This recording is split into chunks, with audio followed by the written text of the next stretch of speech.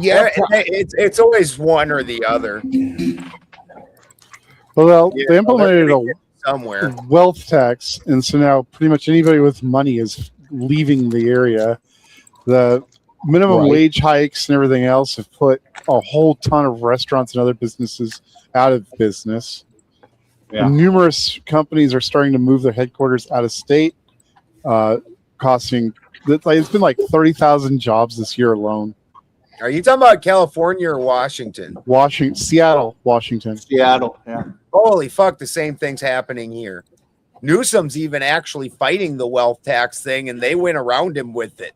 They're like, nah, you ain't the quarterback on this one. Like, we're running the ball. Santa, what's the gas prices up there? $4.52 for unleaded. I usually buy diesel, and diesel 75 cents more a gallon. Gentlemen, I do have an answer on why Virginia is enjoying lower gas prices. If you'd like to hear it, after whoever was just talking a minute ago. Sorry for the interruption. Go ahead, Toasty. Okay. So it seems why they are enjoying generally enjoying a lower gas prices due to a combination of moderate state gas taxes, a lack of local add-on taxes for most counties, and close proximity to major mid-Atlantic fuel distribution hubs and pipelines. I just said that. I was just helping reconfirm it because everybody was kind of like, I don't know, so I'm just kind of throwing out. You're fine. Doing the homework a little bit. I mean, here's the other thing too. I mean, we have a port 30 minutes from my home. Exactly 30 minutes. I don't know why our gas prices aren't lower than Virginia's. Because it's not that far to the trucking cost. Sure. Where is it? Wouldn't be that much. Do you have any refining in Florida? I haven't been there in 20, 30 years. So you know what? I don't know. Reno, do we have any refining here in Florida? Reno, to answer your question that you asked me, they've been doing it for decades. It's not new. We've been refining Venezuelan oil for decades. I understood that was. Sorry, I had to get that edge in. Florida. Okay, Reno says no. We do not have any refining.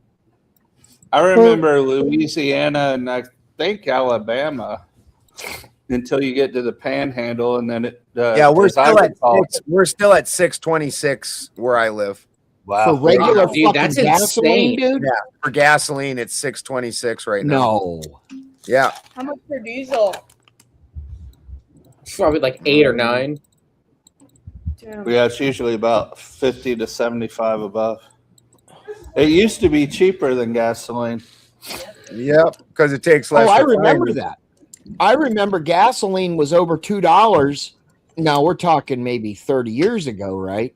Right. But I remember when gasoline was just $2 or under, and diesel was like 89 or 99 cents a gallon. A gallon? Yeah, a gallon. Yeah, 660 it says for diesel in Garberville right now. Yeah, what happened to that shit? Hey, no, we're talking about when BJ and the Bear was still on TV. So, dude, diesel. When I graduated high school, gas was only 90 cents, and diesel was so cheap that because I'm from the upper Midwest, during the winter, it's horrible cold, and people would just leave their diesel trucks running in their driveway all night and would never shut their truck off because it was easier than trying to start it in the morning. And the diesel was so cheap, nobody cared. It was like 40. But back then they didn't have the turbos, did they? No. It was all just straight fuel. Yeah, for mostly, yeah. The turbos didn't really start coming in till the late 90s. Right. And that's what gives you your mileage is the turbo. Well, that's what punches the oxygen in there And so you get the better explosion, and you definitely are getting a cleaner burn. And because you've got more oxygen in there, you can actually you lose a bunch of gas mileage if you have if you have a really big turbo, because then you start punching a whole lot more diesel into there. Because like let's say you have you go buy a diesel truck. If you want to put stage 2 injectors in there, you absolutely have to put a bigger turbo on there, because you need the more oxygen to burn the more fuel.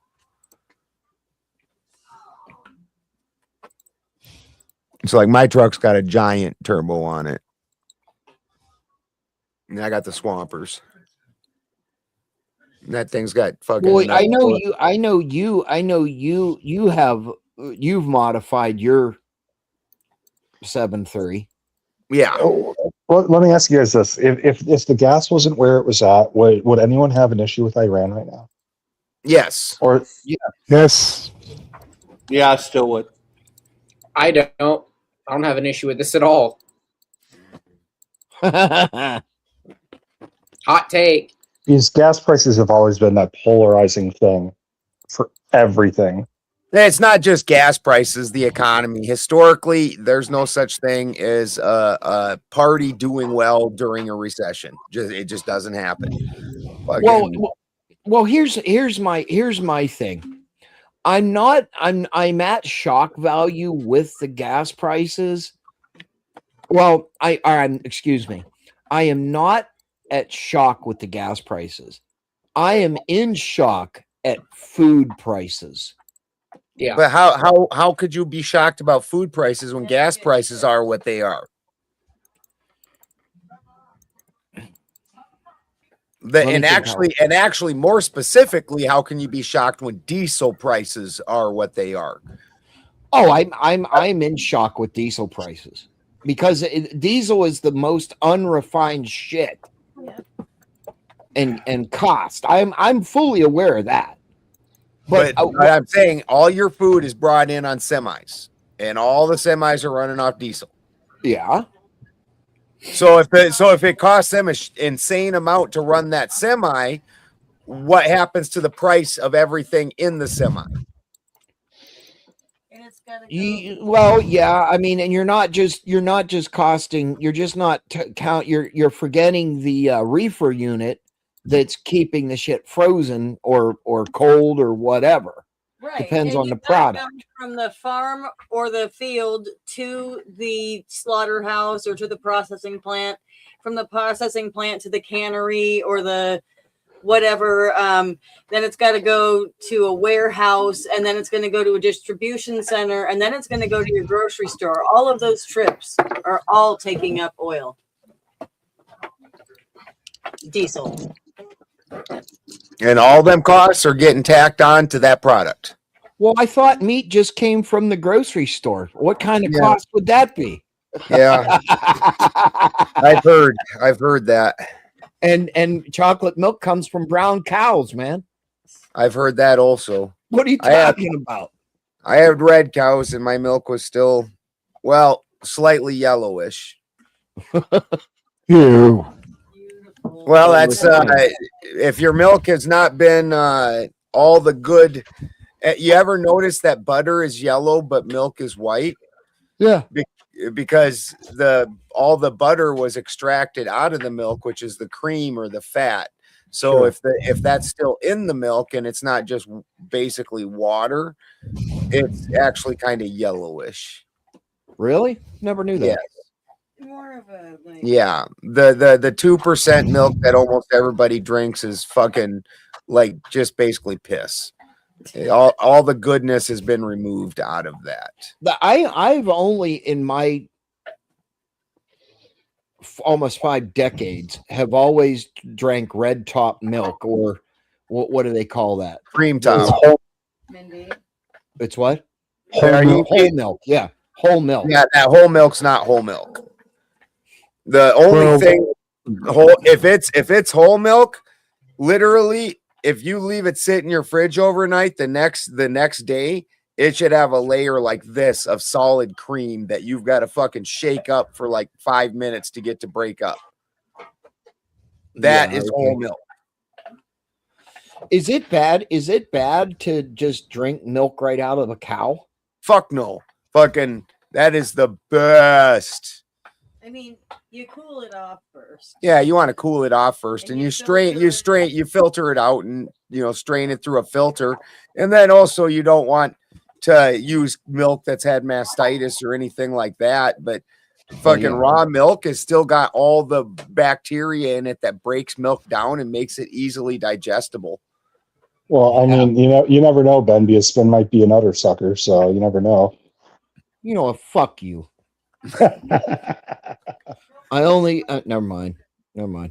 Nope. Dude, and like a friend of mine came over and he thought I was giving him rotten milk because all the cream had risen to the top, and he's like, and so he goes before he drank it, he's like, in my head I was going, he's giving me chunky milk, that motherfucker. Like, how long's that been sitting in there that it's chunky? And he's like, you can't expect me to drink this. And then he tried it, and then he's like, why is this the most delicious milk I've ever had? Like, why are these chunks delicious? Because that is like the cream, your butter, your all them beautiful things that Americans love eating that makes your food taste so good. That's what that is. And that's all been extracted out of your store-bought milk. Even the red, even the stuff with the red top. If it's not cream top milk, it has been stripped of all the goodies.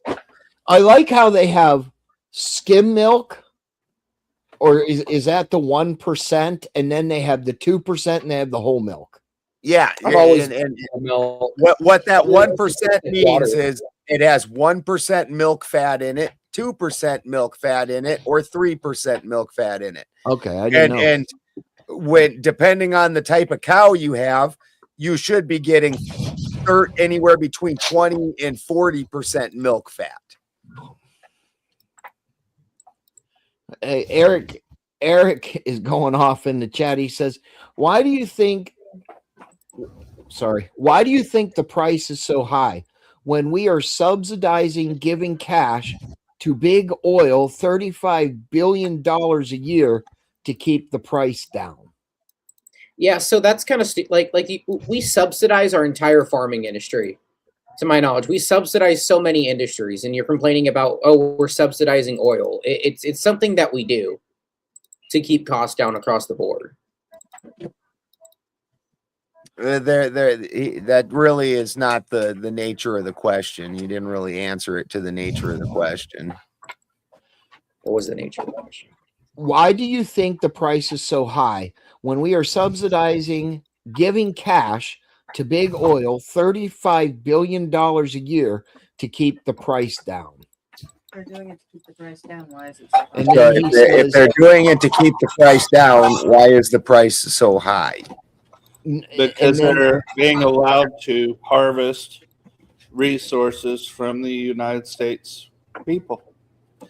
I mean, because it is a flexible market. There is supply and demand. That's true. There are also the reserves. That's true. But that $35 billion is not necessarily just to keep the price down. It's also to keep innovation. I am not pro-oil by any chance, but let's not be naive about that. Well, the innovation is honestly another factor, because this is why they don't pay taxes, because they take and reinvest any of their profits that they aren't giving to their fucking highly paid executives. Anything else gets reinvested into that kind of thing, and so they're getting a double credit. That doesn't really account for the $35 billion that's given to them above and beyond what they're getting in tax credits for their innovations. I think the only thing worse than them in spirit is really the so-called nonprofit NGOs. Yeah, making fucking tens and 20 and $30 million on a nonprofit. Yeah. No, my work as the CEO of this thing is totally worth $30 million a year. Well, it's like what is it, that Boeing guy or whatever's making? Well, Boeing's not a nonprofit. You can't really No, I know that. But look at the Boeing guy. He's making $100 million a year. Right. It's insane. I agree that's insane, but it's not really the same category. Where where the one category you're saying, oh, so you start up this fucking I want to help cats organization, and and then you'd say it's a nonprofit, meaning most people think when they donate to it, I donated $10 to it, and like at least $9 or something is going to help this cat or cats. When it turns out that the CEOs and the other executives in the company, they're extracting all the wealth out of that $10, and it turns out like 10 cents of it is going toward a cat, and $9.90 is going to enrich these people in a nonprofit thing. So really, if anything, these people are making the most profit and the most money because they're selling basically nothing and getting money for it. Okay, Eric. I drive a Model S Tesla. I'm sorry. Haven't bought gas in almost 10 years. Saved over $50,000 on fuel costs. Okay. What if you go on a long trip and you can't charge your car? How economical is it? You just don't go, right? Or do you rent all these people? Well, I mean, it's great for the city. It's great for the in-city driver spend, but in that scenario, how many times a year are you going on that long trip? Like, I can see the benefit in it if you drive 20 miles to work, 20 miles back from work, you go to the grocery store, and that adds up over the course of time. Sure. That's why all these people in the city drive scooters and shit, because they're only going a short distance. Yeah. I mean, there's a market for it, but it's not applicable to everyone nationwide because we do a lot of driving. I do a lot of fucking driving. I was just about to say, is it really economical for you and me to have an electric vehicle? No, of course not. No, but for the market of those people, like I was saying, where if you're, only driving 200 miles a week, sure, 300 miles a week, sure, and you can take it home, charge it overnight, and do it again tomorrow. Gas generators. Yeah, there you go. Get a gas generator. And also really saving you some money. It's such I don't pollute because I'm not I'm not buying gas and all this other stuff. Well, when you charge your car, where are they getting that energy from? Yep. The majority of the energy comes from coal, gas power plants, right? Did they not have to pay at them charging stations? Some of them do. It depends.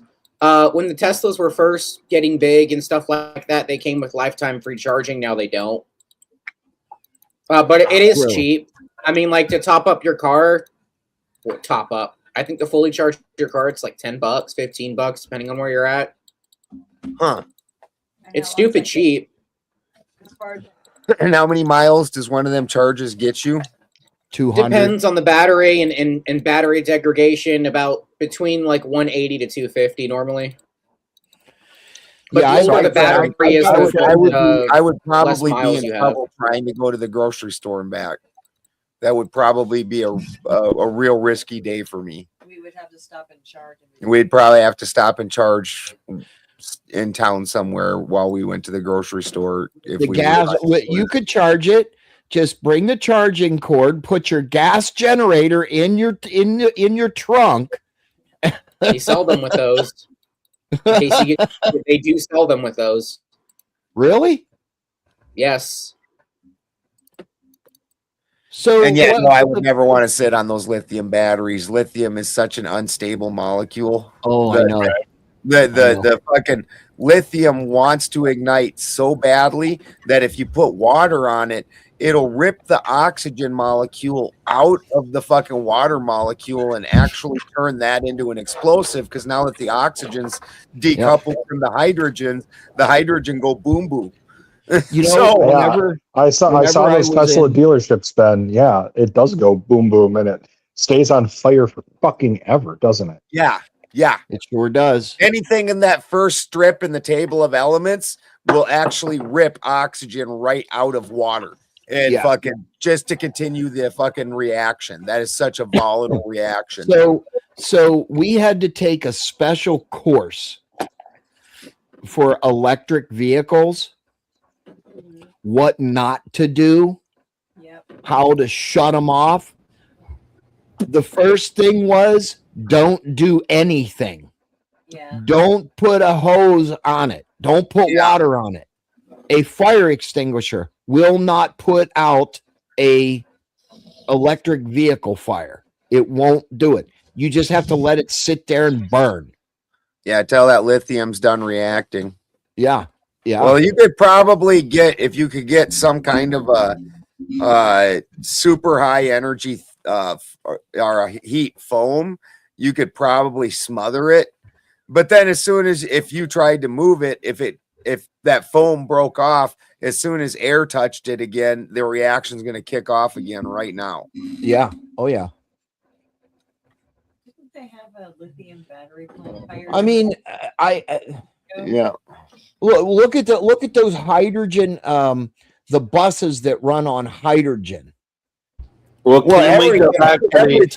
everything's technically running on hydrogen. Can we go back to the Teslas for a second, guys? Go ahead. Yeah, I did. Did you just make the nerd sound? Did you? We go talk about the Teslas. Yeah, it's too many of them special cookies. Special cookies and nose spray. And yeah, and allergy meds. No, but I did the full carbon life cycle of my 2500 HD 2013 GMC Sierra 4x4 that farts in a special tune apparently, and it had a better profile, full carbon cycle, full energy consumption for maintenance and for storage and everything. It was better than everything but 2 or 3 small hybrid vehicles at the time. That was 4 years ago. That sounds really impressive, and I have no idea any of those things that you just said. Yeah, electric cars to be built, I think like what they create 5 times the emissions of a regular car to be built. Yeah, the process. Exaggerating that number, but it's significantly higher. Isn't the cobalt? I think it's the cobalt that's a real problem with trying to refine the Chevy Cobalt. Yeah, and also getting it without using child slave labor. Yeah, that Chevy Cobalt was my that's just where first the car. majority of the cobalt comes from. Same thing with Well, lithium. have those metals, and if anything that you ever see is true, apparently there is a sodium type battery or something based on sodium, not these lithiums, and that would really be a swing in the market that some people might want to avoid. Well, they've been talking about seeing graphene batteries for decades, and they're finally starting to really put money into these. Now, if they can actually get money into these batteries are kind of on the back shelf now.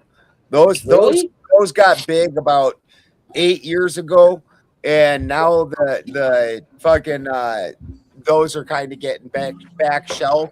Then they went to a salt battery, which is what Santa's talking about, it's and actually the salt battery's getting back shelved, and they're looking now at a silver battery that they're claiming like in like a matter of like 5 minutes can fully recharge, and the number of cycles that it has is fucking insanity. The thing the sodium ion batteries are going to be good for is going to be like installed storage solutions, like home solar, for example, where you can add extra batteries and it's not going to be a big deal, unlike in a car, because they don't have the same capacity that the lithium ion batteries do. That's just physics, but that's not a big problem for like a home solar installation. Right. Yeah, I was gonna get the carbon nano ones that Avery was talking about, because Outback Solar, which is a true off-grid solar system, they've got this. About 10 years ago, they came out with this nanocarbon battery, And supposedly your lead acid, you only get about 40% transfer from panel to battery.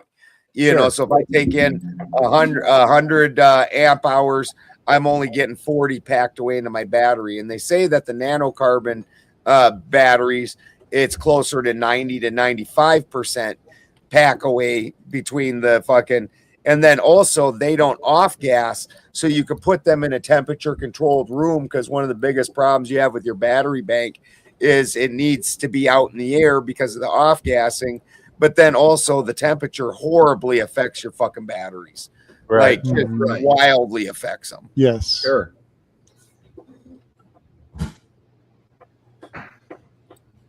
They don't like hot, they don't like cold. I was initially for the electric vehicles.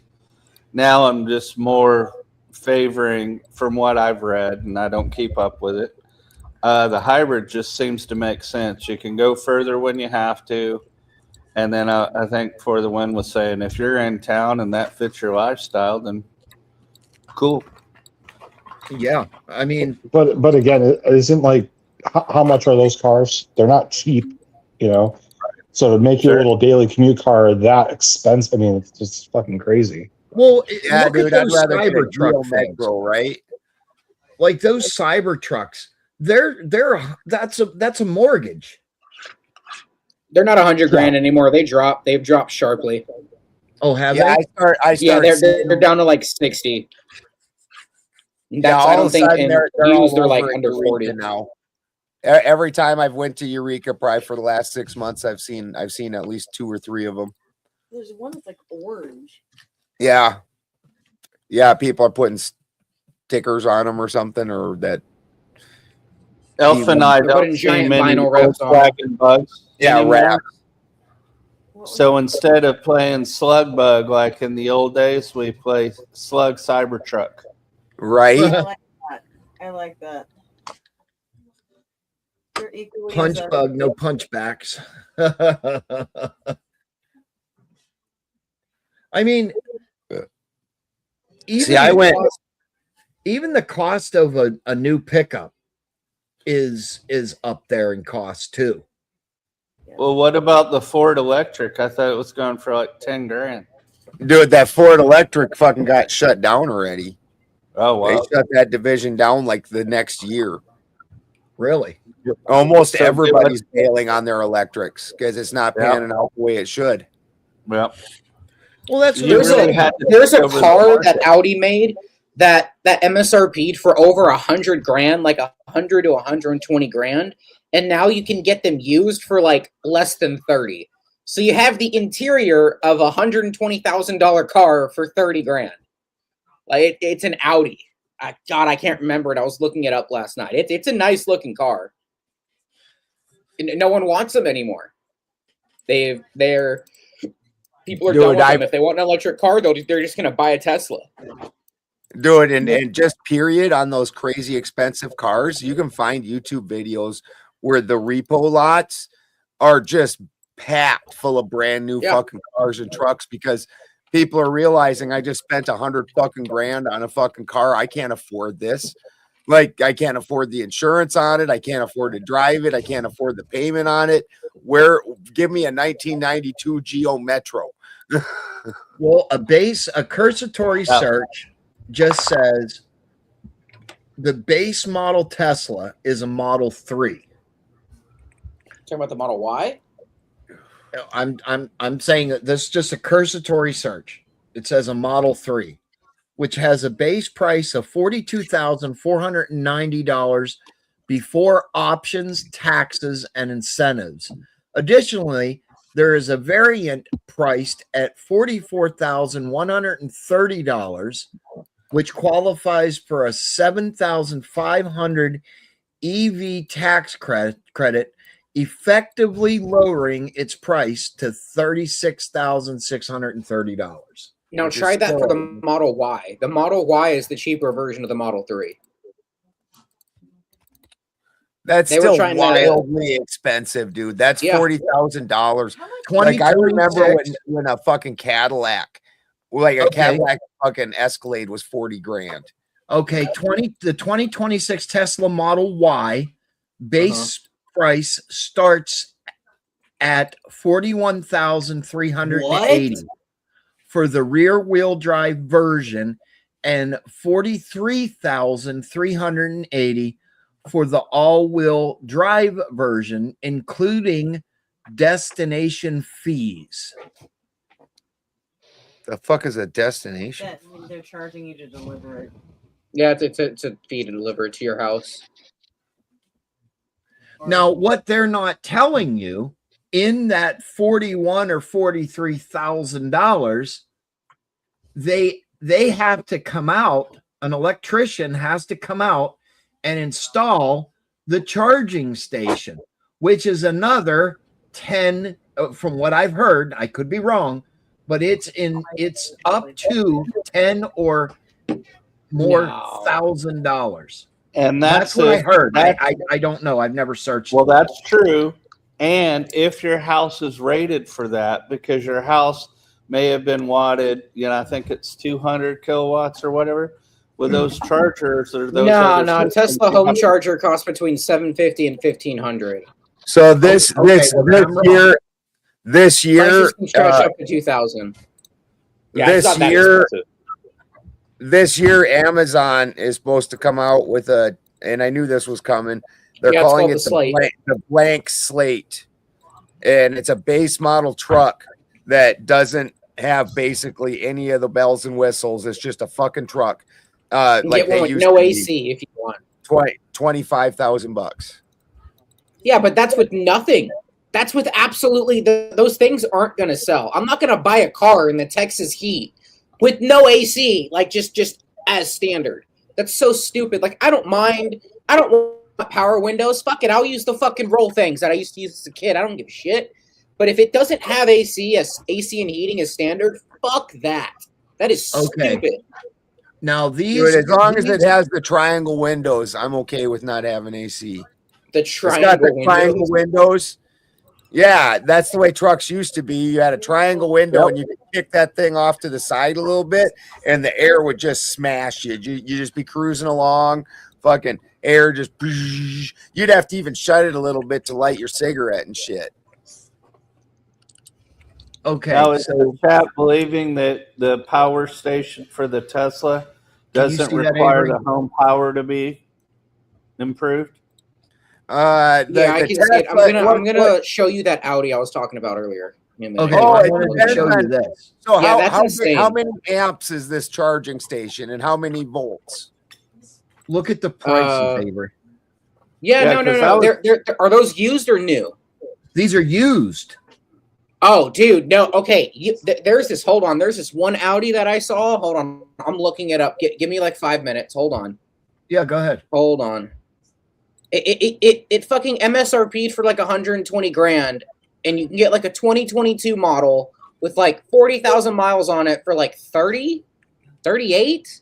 Shit, where is it? It's fuck. Hold on, give me a sec. Go ahead. So you're going to be, unless you're seriously overloaded, the Tesla Level 1. It comes in 120 volt, which is the same as any basic appliance. Right. And so it's drawing 12 to 15 amps. So it's going to be on a 20 amp circuit. So you're adding one 20 amp circuit to your system. It's not really going to affect unless you're already seriously overloaded. There's also a dryer or an RV outlet level. This is also 120 and it uses 12 to 15 amps. There's also a dryer outlet level 2, Avery, which is 240 volt and draws 32 amps. So this one you might be talking about having problems because this one you might be talking about having problems because now you're drawing like basically adding like a 40 to 50 amp circuit, which is like adding a second range to your house, like your stove with the range. Isn't that like, don't you have to go to 3-phase or power? No, it's only two. It's only two. It's 240. Yeah. And then there's a wall connector level 2. hardwired for 240, which every house has. It maxes out at 48 amps, which is a 60 amp breaker, which now you literally could be having problems because if you're a lot of houses don't have 60 amps, you might be looking at upgrading your service. Spin, I'm going to put this in the back chat. That might be the $10,000 that we're talking about. Right. This car was a 6-year car. Now you can get it for 30 grand, and the interior is freaking amazing. It's in electric vehicle, but a dryer is 120 if it's a gas dryer. If it's an electric dryer, it's almost always I've never seen one that's not 240. but Spin, people don't want electric cars anymore. Like they're getting them, they're not happy with them. Now there's other ones. I found some local that are going for like 30 to 38, at least in the area that I live at. Yeah, see, that's in your area. It's in Florida. They're gonna be more expensive. Oh Didn't we yeah. have I wasn't something like thinking. this? I thought it was going to be like your area. Okay, it geolocated. Sorry. Yeah. But Yeah, but it still. seems like this is what happened to the DeLoreans. It's 50% off. That's a What? good deal Why for are we that kind of talking car. about DeLoreans? Well, I mean, didn't people get DeLoreans all are high sick. on them, and then they cut the price on them because everybody realized, wow, we just bought into a fad. No, DeLorean went to prison for shipping cocaine in his car, and the factory. Wait, are got you shut serious? down. Yeah, That's the story. Yeah. That's what happened. Yes, that's exactly what Holy happened. crap, dude! He could have had a freaking oh, dude, you blew it. Holy shit! No, those cars were crap. He literally Yeah, the blew cars it. were what they were cut out to be, but the whole shutdown of DeLorean was because he was shipping cocaine in his cars. I mean, dude, look! I've seen people get those cars and do insane conversions on them. Like insane conversions, like electric conversions on those things are really freaking sick. They really are. All you really do is you just need the fucking what is it? The frame. You just need the chassis. As long as you got fuck the engine components, where you can do a conversion on that thing. I just like it because they look sick. I mean, short of Back to the Future, I don't know that car ever would have gained the notoriety that it had. It probably wouldn't have. It wouldn't have. Product placement. Yeah. Yeah. That'd be The for an DeLorean MG, with of course. what do they call that? A swing door? No, that's called fucking. It's Mercedes that fucking started it. It's called the Goldwing. The gold. Yeah, wing. Okay, Goldwing. gold wing door.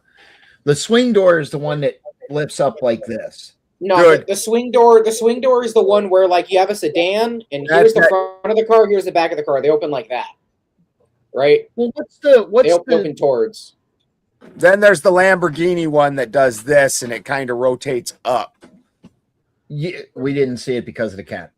Yeah, the Lamborghini door, instead of swinging out or even swinging like this, it rotates up like Your that. I pussy's think in the those are way, called butterfly Balderson. We doors. can't see nothing. Yeah, she's a good looking person.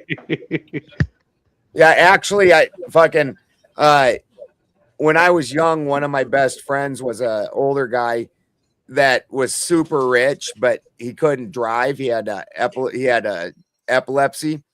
Yeah. And so that kept him pretty down to earth. His dad was like an ultra rich lawyer. And fucking so his stories included like his one next door neighbor got a Mercedes Goldwing, brand new, and came home.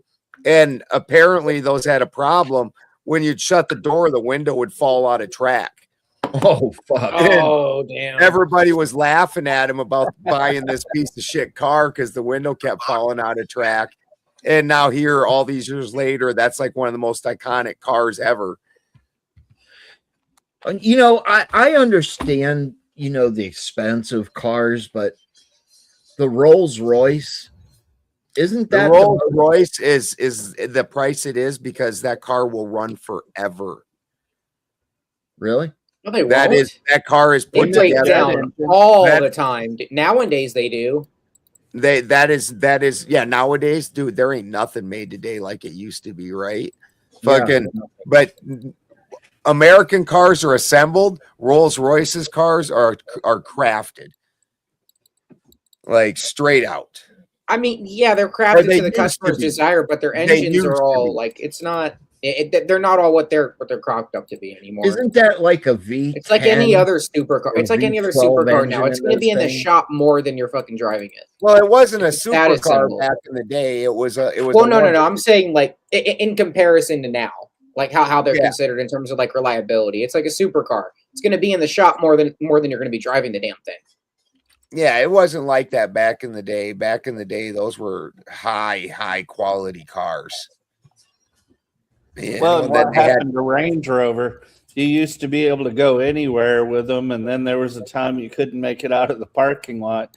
I understand they're doing better again, but not what they were. Well, yeah, they made a hard pivot into luxury, and they abandoned all the things that made them what they are. Yeah, a friend of mine had a Jaguar. I think it was in the shop more than he got lunch. I mean, that thing, it was just all the time. All those When I things are, was- dude, they're just status symbols. That's all they are. Ooh, look what I got. Dude, when I was at my height of materialism and I owned fucking 6 businesses, I had a fucking Jaguar, and it's the fucking newest car I ever bought. Like, that thing was so nice, and I never drove it. It was not even like, it had that fancy English leather seats and shit, and you could smell it when you open the car door. And I'm like, and I wouldn't let my kids in it. You couldn't smoke in it. I didn't enjoy driving in it because I couldn't smoke in it. I'm like, fucking, you know, I never drove. You bought the damn car. thing. Why couldn't you? You bought the car. Why couldn't you smoke in it? Who the fuck smokes with English leather seats, dude? Yeah. Just be careful. Like, you're definitely stinking them seats up and staining them and all Oh, that. I didn't. You know, plus I don't care how careful you are, you flick ash out the window and some of that cherry's coming back in sometimes. Yeah. That's why you get an ashtray.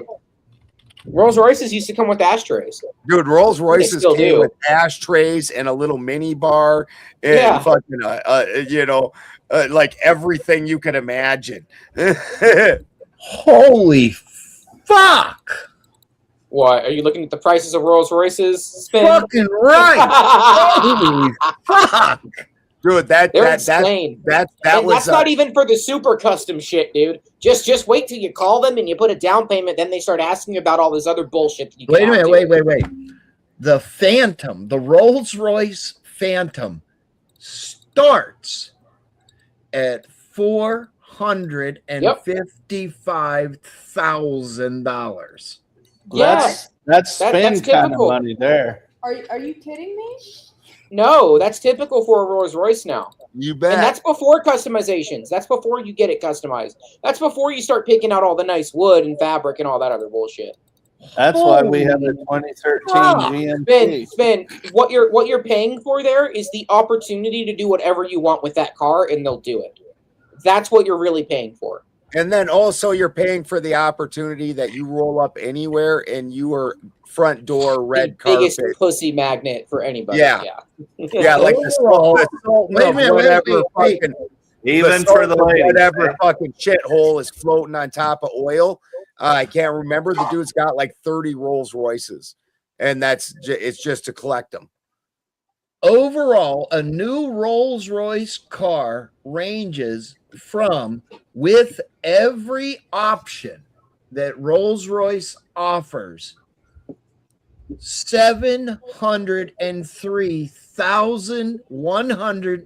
$703,150 fucking dollars. But Yeah. that's not with the secret menu. You act like they're in a secret menu. Yeah, the one that comes with the sex slaves and shit like that, already preloaded into it, costs much more. Depends where that car is delivered. You know, I Yeah. hear they're going to be skimping out in the next 10 years. It's just going to be robots and not real people. Robot Yeah, so sex that- slaves. Yeah, And a Rolls Royce will always hold its value. Yeah. Probably true. yeah. Yeah, they're going with the cherry what was it, cherry 2000s?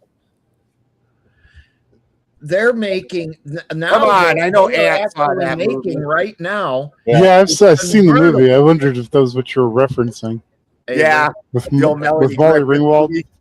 They're making Yep. a convertible. Rolls Royce now. They already have them. You ever heard of the boat tail? Hey, Google how much a boat tail costs. A Rolls Royce boat tail. Google how much that costs, Spin. Your jaw's about to hit the fucking floor. I think they've only made 2. Well, the other reason I have a Rolls Royce 2013 boat? vehicle, Like Boat BOT. tail. BOATTAIL. it's all the boat tail. tracking mechanisms that are in these new vehicles. Dude, they're snitch mobiles. Yeah. And I'm not going to tell anybody, but allegedly, wink, wink, the OnStar for 2013 through 2015, it was 2 LTE or whatever. So they weren't able to provide OnStar service anymore, which meant they had no nationwide tracking anymore. So it might be good if you're looking for an older vehicle to look to see whether its OnStar is functional. If you're looking for an older vehicle and something like that, this is part of why I've got a 99 7.3. It's got no computers on it. It's got no black box in it. It doesn't require DEF. It doesn't have any of those things. There's first gen Cummins engines are like that. Like the 6-cylinder Cummins is wicked good fucking fuel mileage. Still has decent torque. None of the computery shit.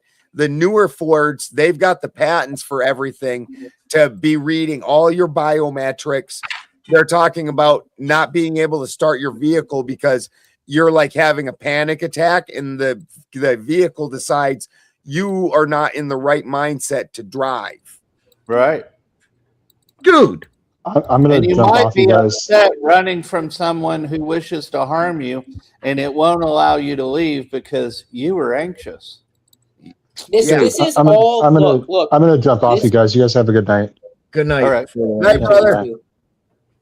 This is all about control. They want to, like, it's the same shit with the Second Amendment. They know they can't take our fucking guns away, right? So they have to slowly make these bullshit laws. Yeah. That slowly hinder your ability to buy a gun and own a gun. Yeah. This is the start of it with technology. Dude, if I'm going to buy a $28 million vehicle, that motherfucker is not going to be in my motherfucking living room. I will be like, that thing would never see the light of fucking day. Jay-Z owns one. I think he's one of the people that actually bought it. It's called He's a fucking billionaire.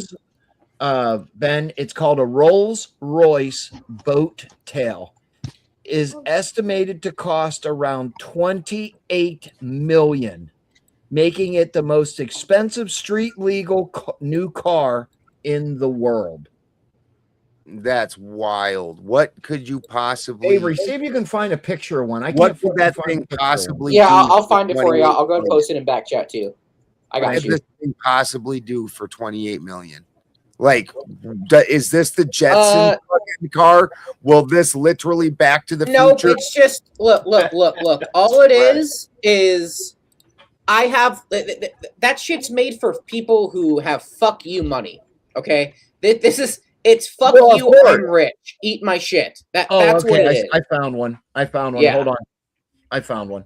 Screen share. Yeah, there's a bunch of them on images. There's a bunch of, just Google it, click on images, and share your screen. There's a lot. I mean, does this thing run off of air? Dude, apparently Bill Gates' yacht runs off of hydrogen, so. It's convertible too.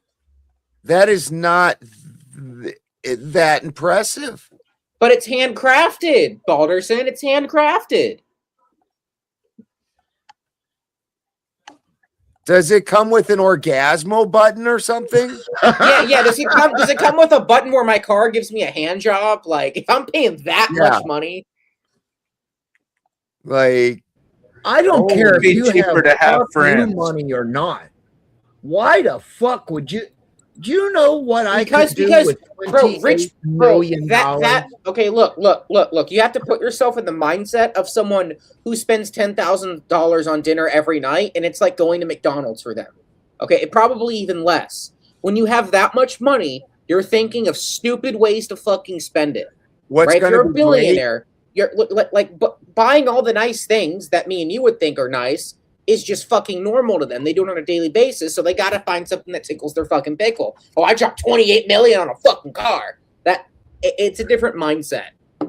What's going to be great is when the Mad Max hits, that's going to be like some warlord's car, and he's going to have like fucking, like fucking spikes on the top of his head, and he's going to be standing above you, fucking standing up in that, and there'll be like some weird guitarist in the back. It'd be great. I'll volunteer for the guitarist part. Right? Santa sleighs. Okay. Wait a minute. Now we're talking about a fucking $28 million car.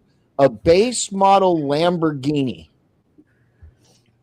is cheaper than a base model Rolls Royce. Well, yeah, one's a luxury car and one's a sports car. You're talking two different categories of car. No, I understand. I'm talking different classifications. Like you're not driving your Rolls Royce. You have a driver for your Rolls Royce. Like you pay someone to drive that. You don't even get to fucking drive it. Yeah, you get that comes with a Negro with a little hat. Well, no, I thought it came with a Jewish person with a little hat. That just opens the fucking doors with white gloves. I don't know if 26 million gets you a Jew. That's Dude, maybe $1 billion. Yeah. I mean, okay.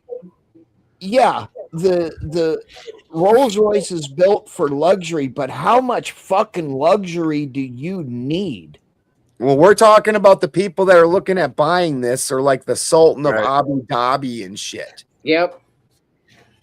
The guys that have a harem of women, the guys you read stories about that have a harem of women that are making $100,000 a month and getting rotated in and out. And there's fucking 100 of them women. And all these dudes are doing is, and they're giving them like $50,000 necklaces and shit. Like, these are the dudes buying those cars. Not people like any of us on these fucking panels, even the big panels. No, that takes fuck you money. That's Jay-Z owns a boat tail. I think he was the first person to buy a boat tail from Rolls Royce. He was the first person, but like you have to be a billionaire to afford any of that. You have to be. Yeah. I mean, it's crazy because for that amount of money, you can get a fucking yacht. Like here, Spin. I'm going to show you this yacht that I'm about to show you is cheaper than this Rolls Royce. Look, take a look. Hold on. All right. That's a bad. You know what though? A boat. I don't care if it's a yacht, whatever. It's still a fucking boat. I learned a long time ago to own a boat. It's break out another 1,000 to fix it. Yeah. But when it comes to a boat, size I'm going to put this in the back. Look, check this out. This yacht is cheaper than that Rolls Royce. This yacht is cheaper than that Rolls Royce. Dude, that's a fucking house. Hold on. Yeah, that's insane. Hold on a minute. I bet you originally this went up for sale like 6 years ago for 10 million or 8 years ago for 10 million. Now it's 16.5 million because I think they did a refit on it again and they made it look nicer. Thing's a fucking battleship. If I ever hit the fucking Mega Millions, I'm buying it. It's a beautiful boat. It's absolutely gorgeous. I don't like boats particularly. I wouldn't even if you gave that to me, I would sell it. I would sell it. Yeah, I mean, dude, it's $2 million a year just to keep this thing up and running. Maintenance, to pay your staff, all that, bro. You have to have an onboard. I think this one has an onboard staff of like 12 living on it at all time. Yeah, I would kick everybody out of it for like a week and then have sex everywhere with my wife and then sell it. In every room, in every bed. Yeah. Every chair. Yeah. You just tell them, hey, we want to do a deep cleaning. Yeah. You should probably use a black light. Gorgeous. Yeah. That's cheaper than a Rolls Royce boat tail. Like my dad's got a fucking Stingray and he said that he's leaving it to me. And I'm like, why? So I can drive it home and sell it? Like, no, so you can give it to me. I'll pay the shipping costs, Balderson. Like, I'm like, I can't even drive it to my house. Like, when I say drive it home, what I really mean is drive it to the city about an hour away and put it in a parking garage because it won't make it to my house. I'll tell you what, though. Hello, Cheney. Come on up, Cheney, if you want. This is just a chill panel. We're not up here arguing. Dude, should be. Think about it. Which one? Even at 2 million, you could live on that motherfucker.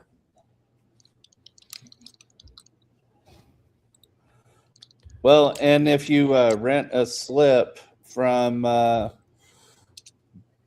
gosh, I forget the resort, but there are plenty of them. If you have a rental slip there, then you get gratuity rooms and meals. So, Yeah. I mean, living on a boat is actually a lot cheaper than people would think. Well, and you know what? It's even cheaper if you take it out and you put it in the middle of the water. I know a couple guys that have lived on riverboats on the Mississippi. Yeah. I mean, I lived on one long enough. I'm not itching to do it again, but seeing some of those, they looked pretty cozy. Dude, you give me a couple $1 million like that, my ass is moving to some fucking place in South America that has no fucking government to speak of, and I'm buying a lot of acres, and fucking I'm putting a little villa on there. I get it. And nobody will hear from me again, probably. I mean, yeah, Snuffles even just said, no property taxes? Absolutely not. What the fuck is this, Avery? Oh, this last one, it's an $800 million yacht. It's at $800 million. $800 million on something? Oh, wait, do you see this fucker? One of the fucking sultans of some bumfuck oil company or bumfuck oil country owns it. Hold on. See, you give me that kind of money, I'm buying a small nation. Well, no, you give me that kind of money, I'm buying it. The biggest island I can find, building the biggest bunker underneath it, and telling everyone else to fuck off. Yeah, I'm getting a small nation in South America for sure. Right? Yep. It's got a fucking heliport. It has two. It has 2 helicopter pads. Oh shit! Yeah. 96 crew members. This thing costs $80 million. 100 people live on that fucking thing. Yep, those are just crew members, bro. That's not That even is your fucking, dude. My original hometown, not the hospital where I was born, but the town my parents lived in when I was born, is fucking less than 100 people. Like, that's like my whole fucking hometown, fucking on a boat. Look at this fucking thing. Can you specify that the whole crew has the chef from the Muppets Swedish accent? I mean, shit, when you have that kind of money, you can tell them to have whatever accent you want them to.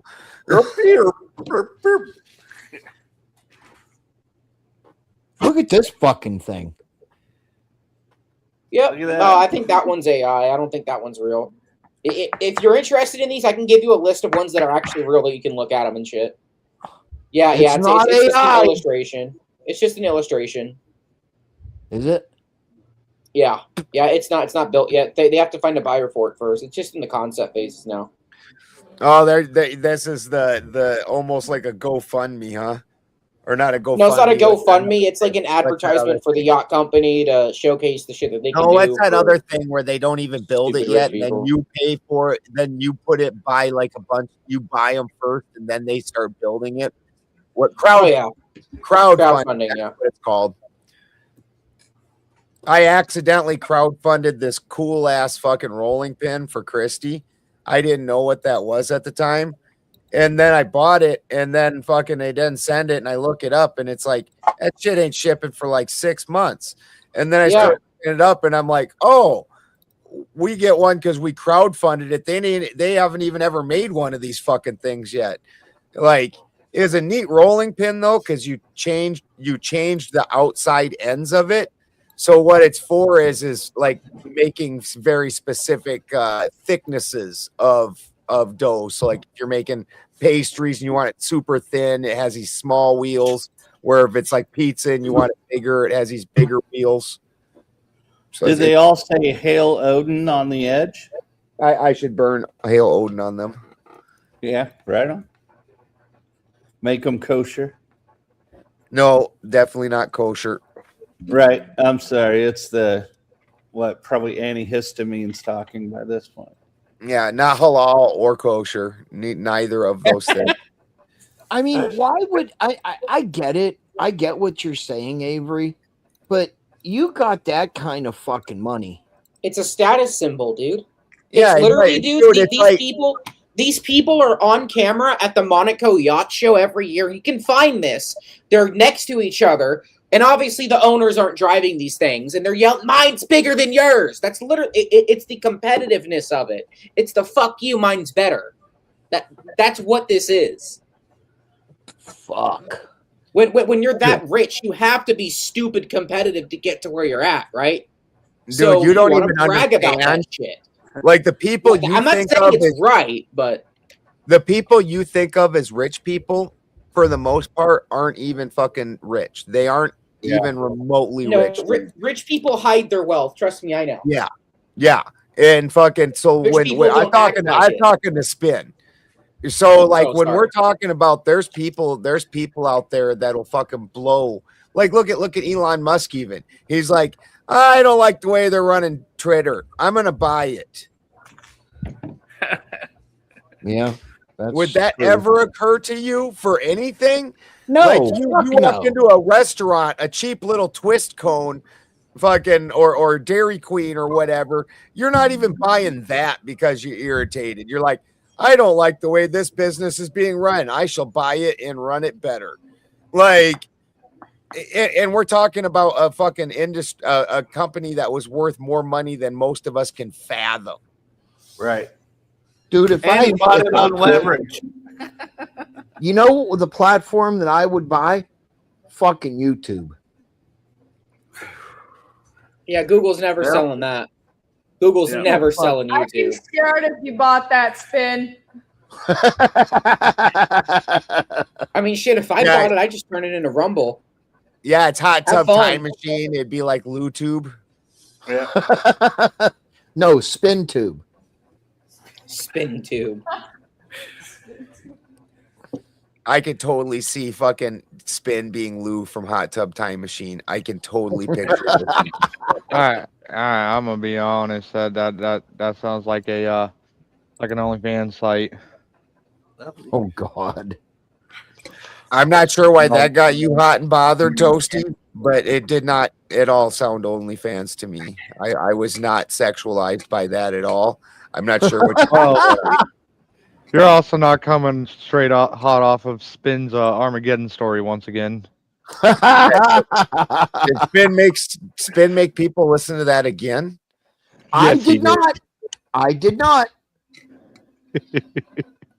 Tell the truth, Toasty. All right. I let you tell the story again. But Exactly. we both know we won't. We He both was know tickled to tell it. The fucking worst, the funniest part about that story is not the story. It's that with each retelling, Spin finds it funnier. So it's almost like salvia or something, where the more you smoke it, the less tolerance you have for it, and it starts affecting you more.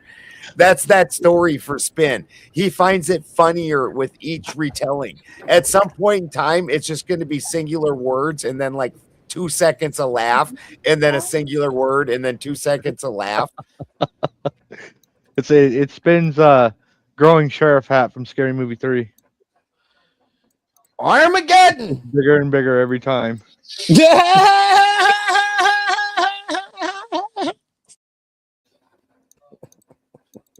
Yeah, shit's hilarious. Fucking the last time he told it, I thought he was gonna fucking choke and pass out.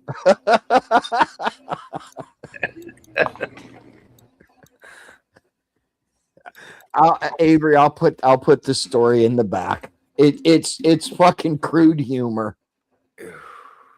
He's like, I gotta share it. Now that we've talked about it, I've got to share it with somebody. Somebody must hear the story. See what I mean, Baldy? It ain't me. He wants to. I know. I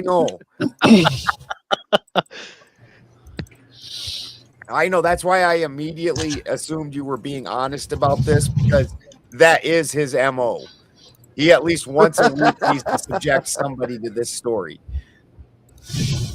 It's just really crude humor. That's all it is. What? Ah, damn it. Why won't it?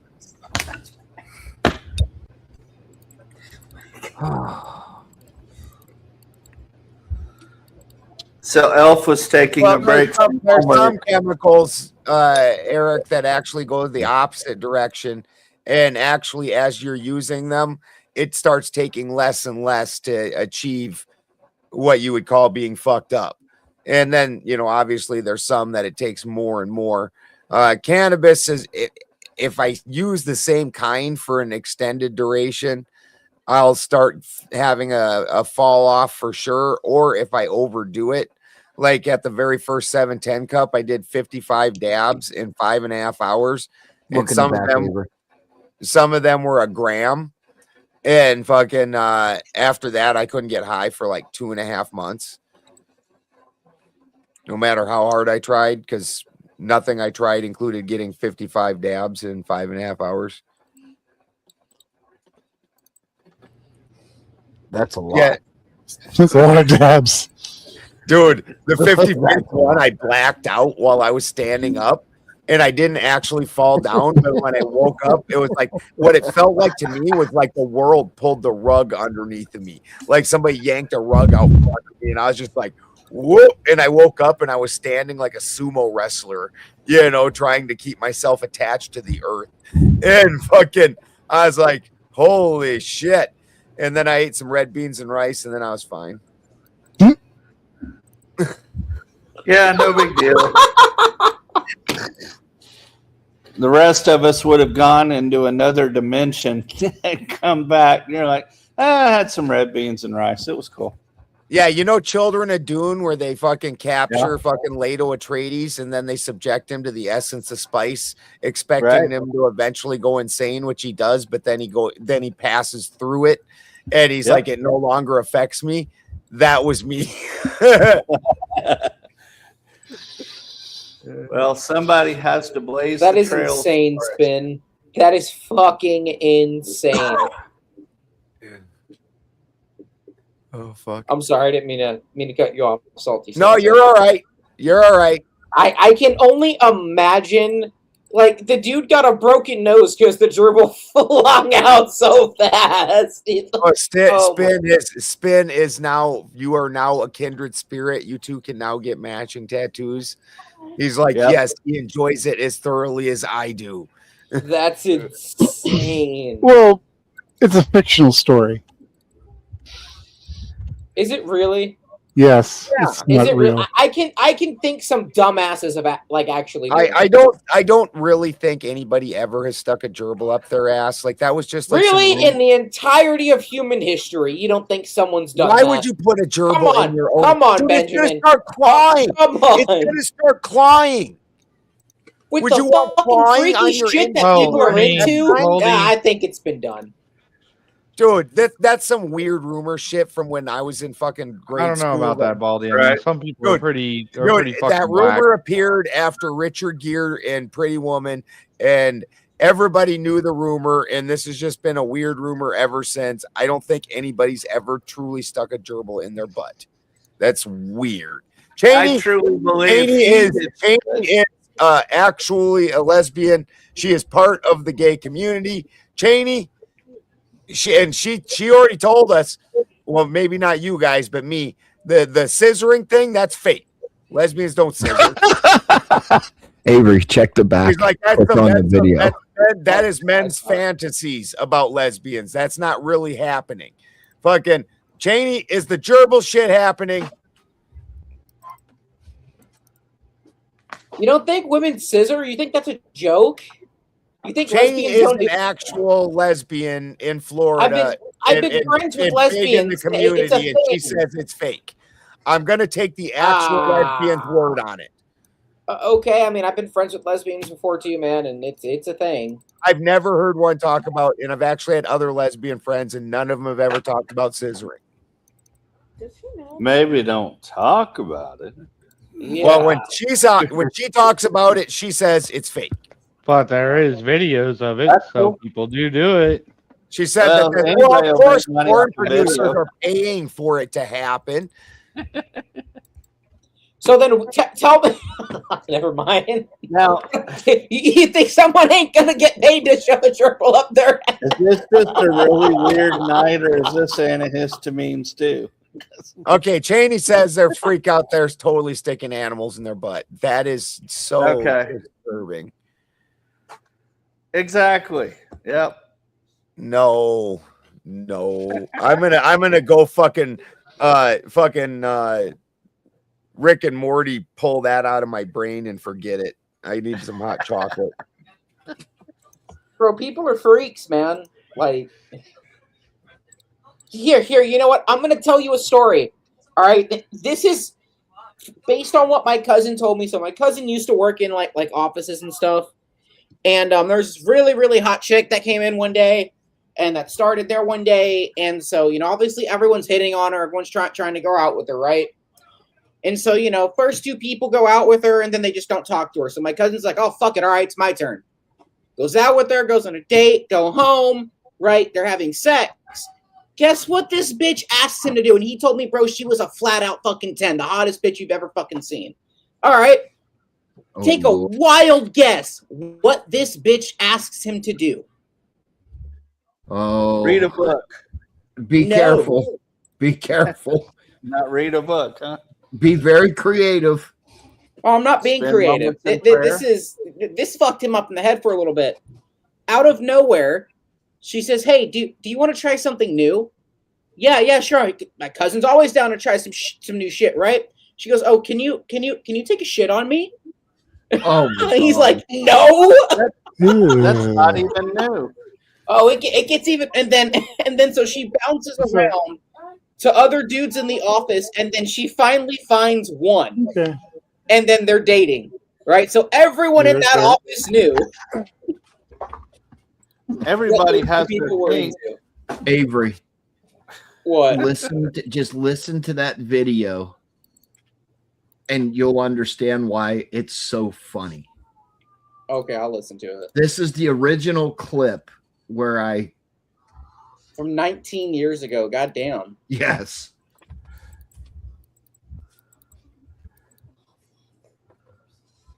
I don't see that. Ugh. I don't know. Just listen to how the guy tells the story. I hope you got tissue or a napkin or something. You're gonna cry. The guy's laughing so fucking hard.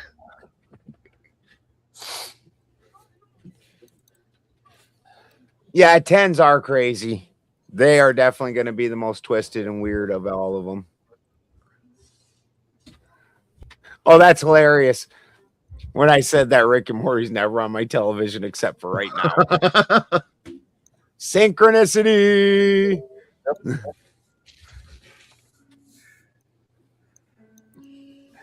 Yeah, look at that.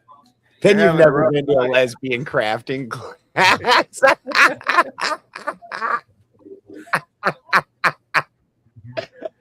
Oh, God. That was great.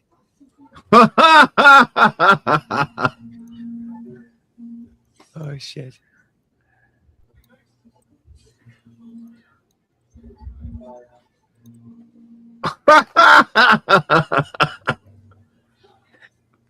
Oh, shit. Told you it was even funnier to have somebody tell it to you. So disturbing. Sorry about that. Aunt, what the fuck are you doing over here? What do you mean? That's what I'm talking about, Cheney. We had it the old-fashioned way. We had Gibbs with Gibbs suits on like Zaralap.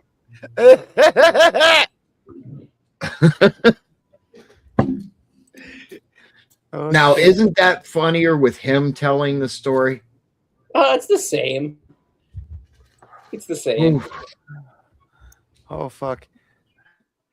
Yeah, the craziest I ever got, I did go to Ground Zero in Minneapolis, which is like a S&M bondage type club. And fucking that shit was wild to see, but I didn't see anything too much crazier than that. Like they were chaining each other up to walls and whipping each other and all kinds of weird shit like that, and people hanging in cages and shit. But there definitely were putting animals only gets weirder the further you go, brother. No, I that was the one and only time. You know, I was 21. You got to go check everything out. Oh. I said, no, that was not someplace I'm going to be hanging out. Yeah, I can't imagine what that did to you. That probably traumatized you a little bit, huh? Well, the best part of the whole night, because it was me and that fucking guy with the epilepsy I was talking about earlier. Fucking that was from a super wealthy family, and he went up. I went over to grab us a couple beers. He went upstairs, and while I was watching him walk upstairs, I look over, and this was before I understood any of the symbology, and it had an upside down pink neon triangle.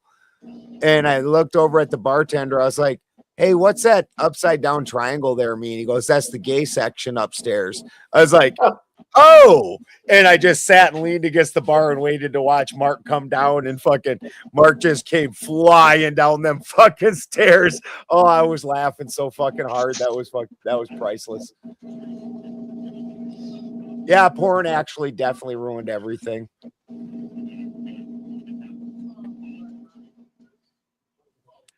Ooh. Cheney. Ew. Damn it. Spin's worldview is being frozen. Oof. I give up. Things I did not want to know. Yeah. I'm gonna have to scrub my brain after this.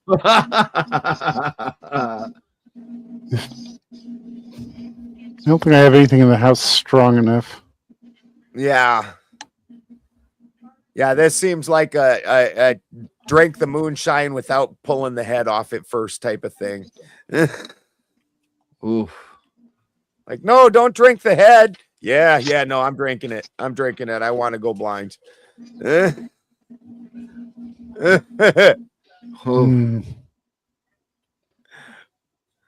just ugh. Ugh. Brother, Okay, so it went from Third World War all the way to BDSM. That's what happened. Oh, it's gonna happen eventually. So where it truly broke though is bestiality. That's where the conversation got broken. Yeah. Now everybody's just like, nope, don't got nothing more to say about that. Don't know what to say at all now. So what do y'all? I want to probe y'all's brains a little bit. What do y'all think the real reason behind Iran is? Like, why do you think we actually attacked it? Petrodollar. To save the petrodollar. Yep. Yeah. And I might disagree on whether it's good or bad or whatever, but we don't disagree at all on what's happening. It's not a matter of good or bad to me. I'm just pragmatic, and I understand it's the way it is. And until we have a better system, it's what we have to protect. It's just a matter of being pragmatic. It's not like I think it's good or bad. Well, I'm just saying we might disagree on the finer points and where it stands, but we agree on what's happening. Yeah. So has the thought ever occurred to anybody? Here, I'm just going to probe your brains a little bit. That maybe Iran was China's access to stupid cheap energy for so long. Yes, we've been talking about that for weeks. Well, okay, I've been talking about this for months, and everyone says I'm fucking crazy. So I'm glad to see. I'm sorry to hear that. You should have been talking to us. You've been in good company, dude. I've been talking about this for like 6 months, man, and like everyone's like, no. I'm like, all right, well, fuck y'all then. Yeah, no, it's been going on for a long time. China because Iran can't sell it anywhere. They sell it for super cheap. They drop their prices. China buys it up and then resells it for fucking the markup because they are allowed on the open market. So it's still coming out to the market, and China's just getting like a pass through. They're like middleman in it. Like that dude that used to go buy you a fucking quarter of weed, and you went and paid $120 for that quarter, but you got 6 grams by the time it got to your house. That's China. Well, it's neat to understand world geopolitics with weed references. That's because everybody understands what I just said. It's like, you know, when you have to move a quarter pound, but you've already had 2 felonies. Yep. Right. Just spraying alpha. Oh, shit. When you break it down, dude, my brother, he works in a machine shop, and all these kids come in and don't know how to read fucking tape measures or anything, and or understand fractions. And my brother's like, yeah, you know what a quarter of weed is, right? Yeah, no, and they're like, yeah. Like, and they all of a sudden they fucking understand fractions when it comes to marijuana. Right. It's what you focus on. That's fucking hilarious. What's important. Sorry. I'm not waking my wife up. She's gonna be pissed. I got that TV. So in other news, let's see. We all agreed on Iran. Why it happened. Anybody want to take a lottery for when it'll end? Huh? There's going to be boots on the ground here by the end of the year, I think. I don't think so. I think this will be over before midterms are going. Yeah, I don't think it's going to be over anytime soon. I think this is going to be a fucking prolonged and drug out war. Nah, I don't think so. Besides, that would take congressional approval, and Trump doesn't have that. Yeah, okay. Almost all political, and then it's the reserve currency.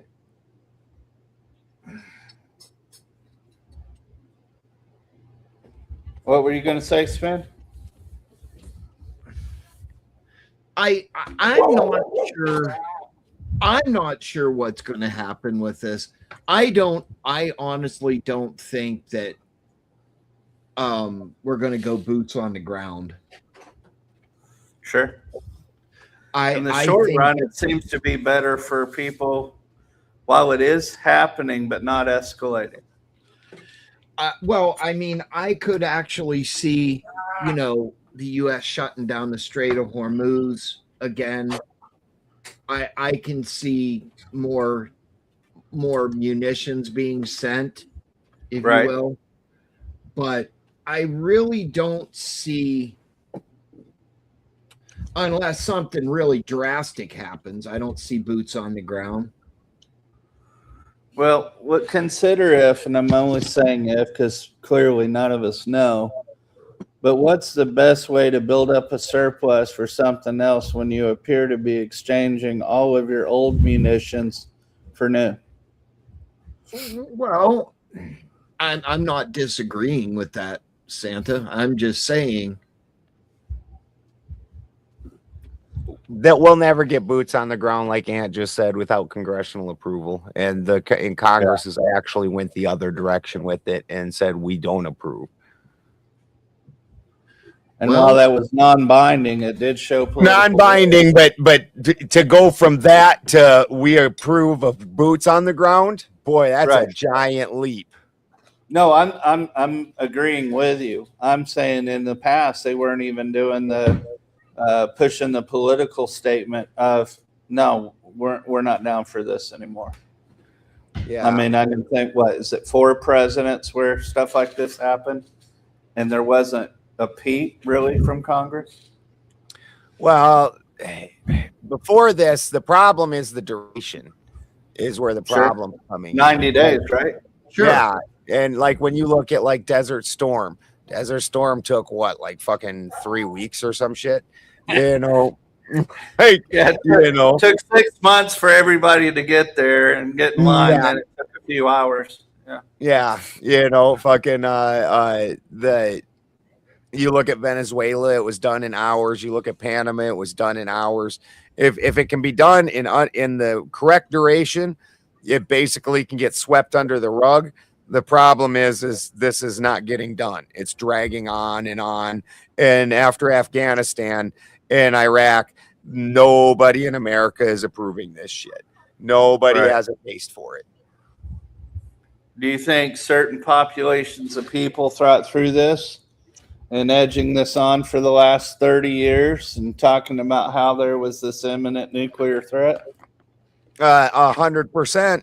I think that's where the argument originally started, because Spin in his opening statement tried painting Iran as the provocateurs when Israel has clearly been the provocateurs for the last 30 years. Yeah. One might even safely argue, since they were quote unquote created out of thin air, as if no one lived there before.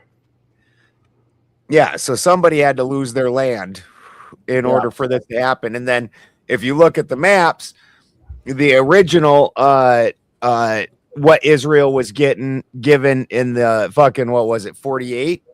Right. What Israel was originally given, it was a dot inside of Palestine. Now Palestine is 2 little dots inside of Israel. Exactly. And Israel's the whole time Palestine's never been a real country. You can argue, but the maps are the maps. Palestine, Israel It's was been a getting territory. It's never been a real country. There's like no culture of Palestine. I'll be There's right back, Ben. I gotta use the Palestinian restroom. language. It's actually the Semitic culture. For as funny as the they're all Semites. Yeah. That's but the we're region. the special Semites. Yeah. Yeah. But the Israelis have convinced everybody that they're the only Semites, and it's anti-Semitic to be against them, even though Palestinians are Semites. And as I'm studying different oral and written traditions from the area, they're using old Semitic languages to figure that stuff out way into the Arabian Peninsula, and then down as far away as the far end of Iran. So the Semitic languages definitely went down there. Yeah. And this has just been a game by Israel, and Israel, the IDF on their patch shows exactly what they want to do. It's the Greater Israel Project. What land they believe is theirs by holy right, and that includes taking shit from a lot of other countries, but always claiming to be on the defense, even though they attack. As Shakespeare himself said, only a Jew can call you a thief while his hand is in your pocket. That's an interesting insight. I don't know. I haven't been too worked up about it until a lot of people, are being kind of stirred up over here on both sides of an argument that's clearly, as far as our population is concerned, become virtue signaling, and it's almost lost its touch for the people actually being hurt by this. Yeah. Well, we're entirely a virtue signaling population, and the whole reason that we let this happen is because the boomer generation still believes that Israel is a holy land, that if we do not back the holy land, then we fall out of favor with God.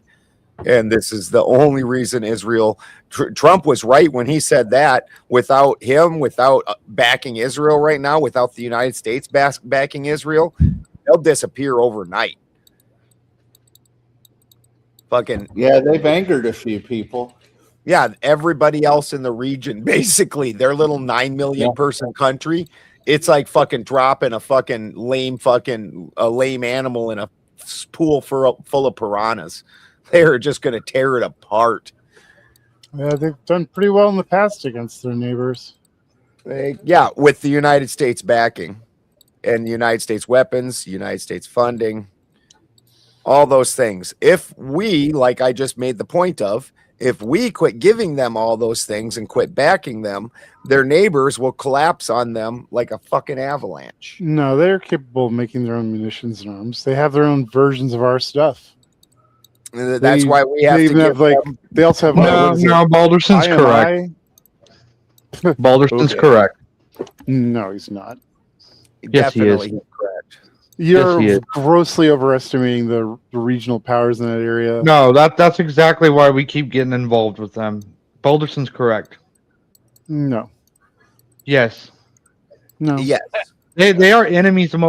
Dude, it's even And claimed in the pretending Bible. like a 9 million person country can hold itself against a 190 million Because person look country, at and that's history. just Iran. They've History- won in every history, war we have- that aggressed in against them history, in the we have region. backed them every time. It's even said in the Bible, Israel will be an enemy of all other nations. I don't give a fuck what the Yes, Bible says. if we back off of them, yes, it does. If we back off of them, everybody will fucking go after them. That's why we propagandize. Maybe we should. Maybe we should just fucking let them defend for themselves. If they can't defend themselves, then maybe they shouldn't be a fucking country. 100% agree. I'm not against that.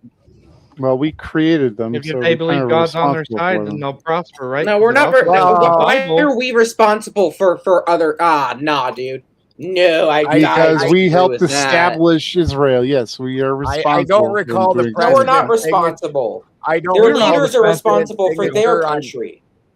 I don't recall the president's signature on the Balfour Agreement. Okay, and that's what you recalled. Well, do you recall the president's signature on the Balfour Agreement, Ant? No, I Yeah. wasn't looking for it. Me either. I was. It's interesting who's on the Balfour Agreement, but the president's not one of them. But anyways, they're our ally in the region. They're our best ally and most trustworthy ally in the region. And yes, we're going to continue to support Yeah, them. our most Cry about it. trustworthy I don't ally that care. stole the F-16 blueprints and then sold them to China. Yeah, absolutely. Yeah, They sell our bullshit. fucking Fucking technology lie to our someone enemies. else, dipshit.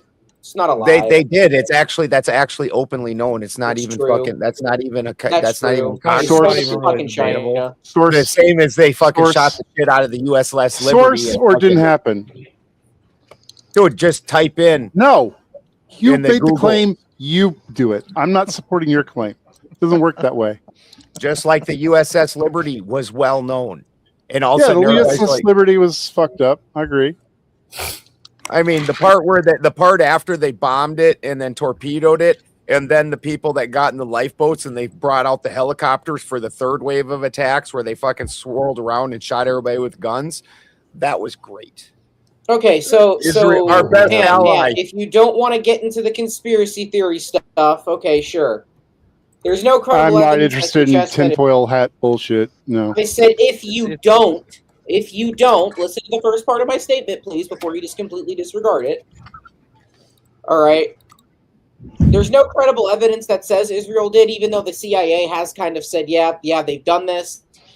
Israel did provide significant aerodynamic design assistance and technology from their canceled fighter jet program, which was originally modeled after the F-16 to help China develop its fucking J-10. So you have Israel. Okay, so even if you don't want to believe the F-16 thing, that's fine. We have one of our allies helping one of our foreign adversaries develop one of their fighter aircraft. When did they do this? Because the J-10 is not a new plane. That's an older Chinese jet.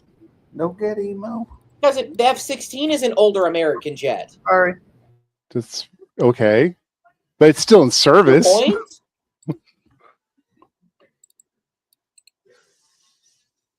It's still in service, is it not? I mean, it might be old, but it's still in service. The J-10 is export only at this point, I believe, for China. They've moved on. So I think this is It's still in probably service, also though. this is probably also what he is talking Yes, the about. J-10 is still in service. That Jonathan Pollard in the 1980s, an American intelligence analyst, Jonathan Pollard, pleaded guilty to spying for Israel and providing a massive trove of classified documents. While the handlers were interested in a wide array of U.S. defense intelligence, historians and declassified panels have noted that many of the files stolen for Israel pertain to sensitive nuclear and regional technical capabilities. Well, they were building their nuclear plans, or their secret nuclear shit. They were. But they're our stealing that allies, right? information. And we should look after them, right? You'd read that again. It said information on the regional nuclear capabilities. It wasn't even like what they had. It's just what's in the area. The word you apparently missed was "and." It says noted that many of the files stolen for Israel pertain to sensitive nuclear and regional technical capabilities. Capabilities. That's the key word. All of that ties together. They're just talking about the capabilities. My God, learn the fucking throwing out the first part, Ant. No, I'm not. I'm not throwing out the first part. You're forgetting that all is combined. It's this and this. Capabilities. You're talking about the capabilities. They're not even talking about specific designs. You people are retarded.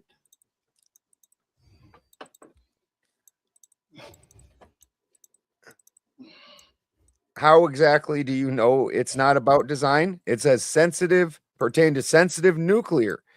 Do you know what that capabilities included? Capabilities can mean a lot of things, like locations of nuclear weapons. That is very sensitive information. But Balderson, read the whole thing again from start to finish. Israel has a long-standing. Oh, that's the next sentence down. All right. In the 1980s, an American intelligence analyst, Jonathan Pollard, pleaded guilty to spying for Israel and provided a massive trove of classified documents. While his handlers were interested in a wide array of U.S. defense intelligence, historians and declassified panels have noted that many of the files stolen for Israel pertain to sensitive nuclear and regional technical capabilities. Both the things. Regional part that you're talking about, Ant, is on the last part. No, it's there for both. It's their nuclear capabilities and their regional capabilities. So it is their location of their nuclear assets as well as their military assets. You don't know how to fucking read military documents. I'm sorry. You don't know what you're fucking talking about. You should really learn to read. You should. I know how to read. You're the one who don't know what you're fucking looking at. I don't give a fuck if you agree with me or not. Oh, I don't. What? No. Insulting me because you think I'm wrong. That's a great way to argue. Because you are wrong. I'm not thinking you're wrong. He doesn't want to read. Demonstrably wrong. I did read it. I read it to you. You read it out loud and I explained it to you. You don't like reading. You prefer to stay being a dumbass little ant. He's going with the president. He's going with the presidential. It depends on what your definition of is, and apparently ants is. Your depends on what your definition of and. No, these are combined terms. That's why the and is in there. Nuclear and regional capabilities. They're together. It said nuclear secrets. That's one thing, and which means that these are two things now. No, you said nuclear and regional capabilities the first time. Now you're trying to slip in another little word in there. No, he didn't. Do you want to rewind the stream, Ant, and prove it to us then? No, how about you suck on my dick? How about that, Avery? No, thanks. You're an ant. I'm good. Actually, wait. Get someone to rewind the stream so that way we can see this. Oh, you're fuck you. Racist. That's racist. What's Are you racist? implying that you won't suck an ant's dick? Or are you implying that you would absolutely suck too much for him? It's called being antist. Okay, I am antist. Ants can carry 50 times their own weight. Just saying. How much is that? A grain of rice?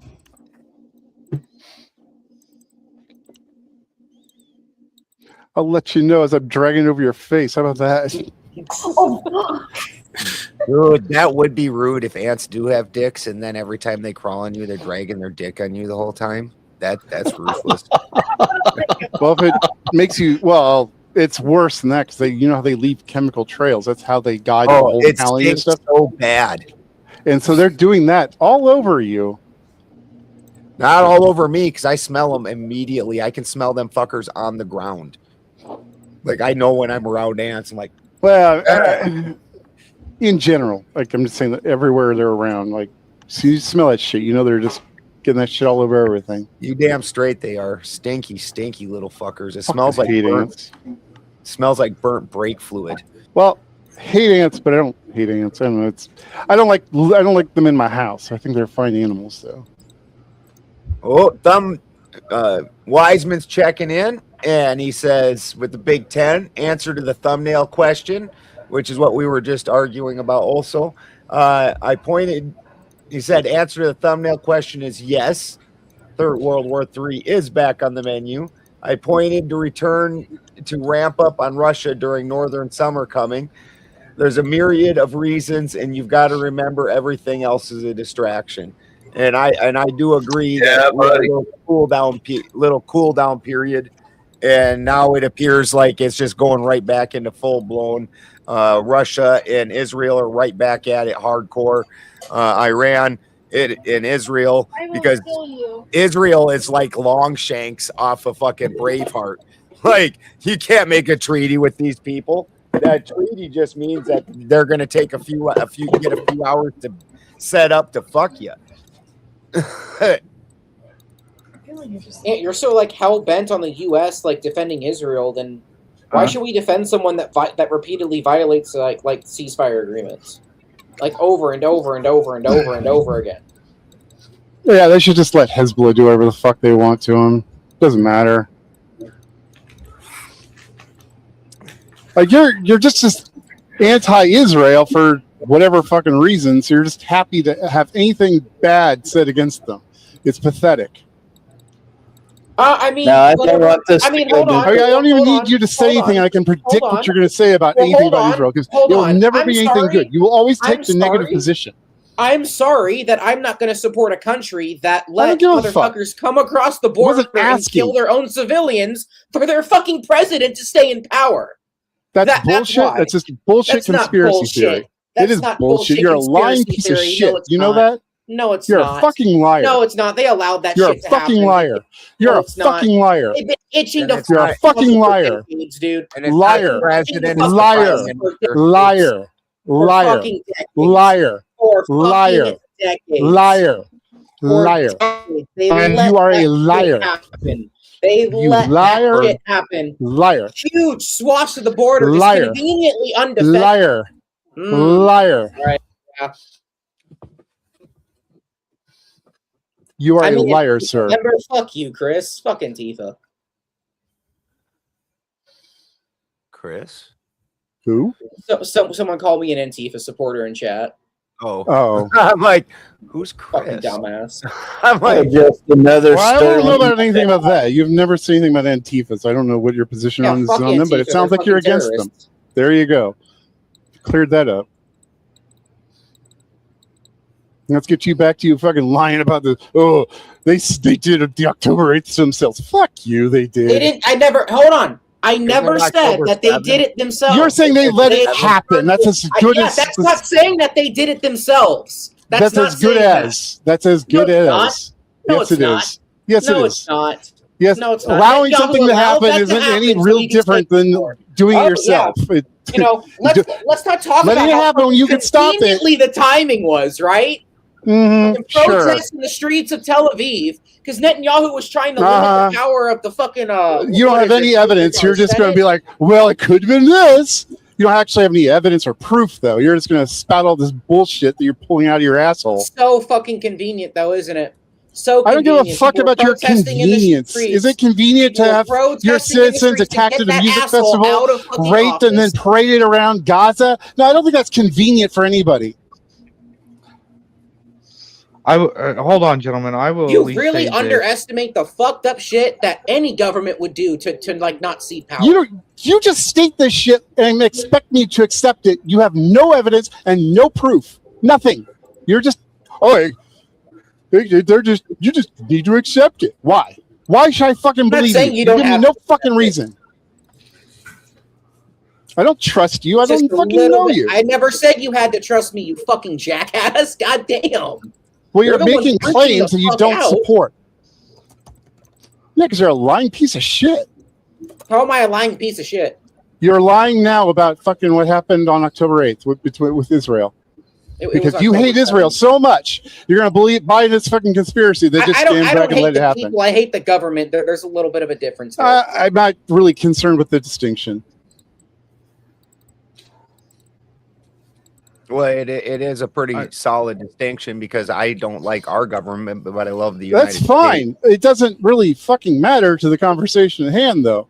Like, okay, you don't you like the people, you just hate the government. That doesn't really mean that the government stood by and did nothing and let that attack happen.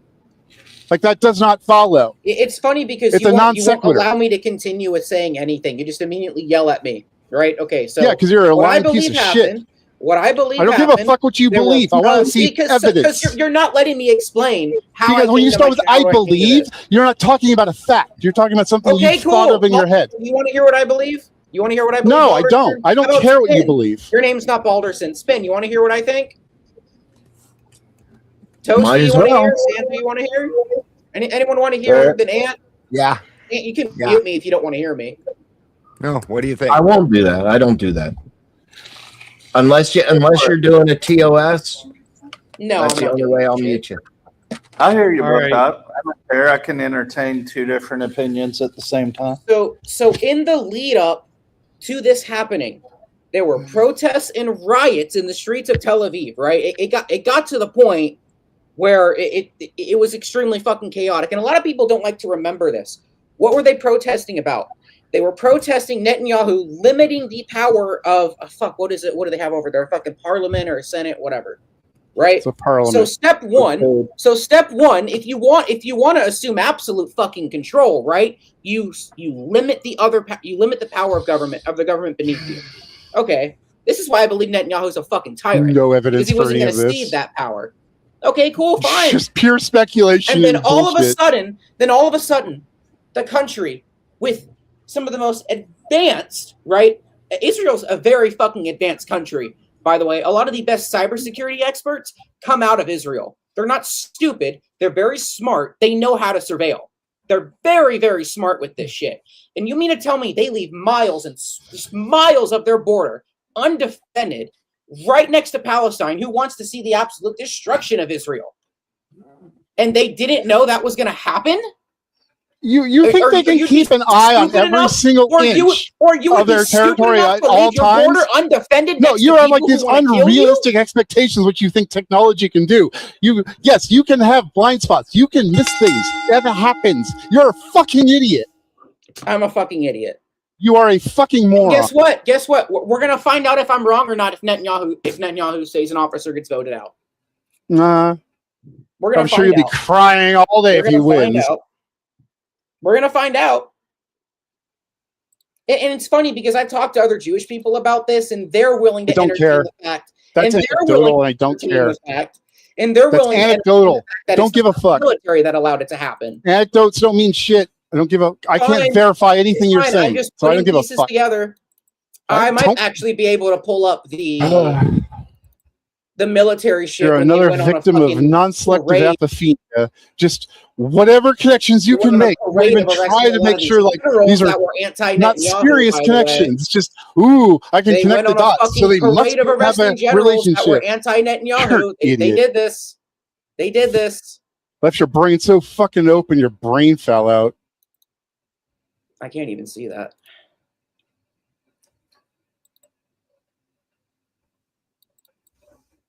My claim, Talk Hard, is that they knew the attack was coming and he allowed it to happen to stay in power.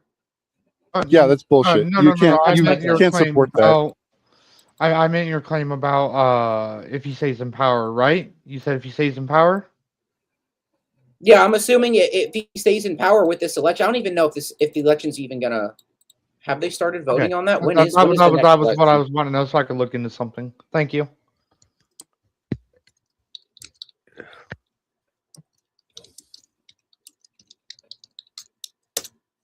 Next election for prime minister. Hey, Spin. Elf doesn't want to do her homework. Don't listen to her. What? Don't listen to her. Want to do her homework. Stop! Shut up, Dad. Shut up. Hold on a minute. What? She doesn't want to do her homework. No. Help. No. She doesn't want to do her homework. Hey, Elf. I'm done 4 assignments. She still needs to do 2 more. Elf. Fine. I'm looking at you. I know, I see it, and I feel the death stare from both of you. And Ant. What are you having trouble with? Looks like rabbit butt fur head. Rabbit Motivation. Or are you having a good time? You're just trying to get all the motivation. Motivation. Yeah. Well, the motivation is the sooner you get it done, the quicker it's done. Yeah. And then the sooner she can get her custom Yeti. Yeah. Remember? Wait a minute, hold on. I gotta bring security in here. I know. Ow! Education's tough. Life is That's tough. worth it. Yep. An angel just got their wings. Shut up. Okay, so hey Elf. Yeah. Project Cheney. Project Cheney says spin. Unleash on someone not doing their homework. Go for angry American if Santa has to tell you again. Yep. What? Yep. Are you kidding me? We're all ganging up on you now. It's a village. It takes a village. Thank you, guys. Alan says, "Oh, spin coming in with the you'll do as you're told." I love it. You'll like it.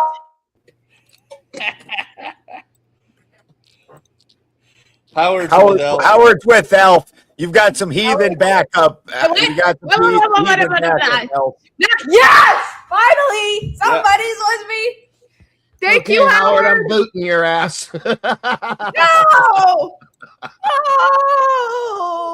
Oh! The Odinist like taking the fucking weak side. Right. No! Don't That way the force fight's my- fair.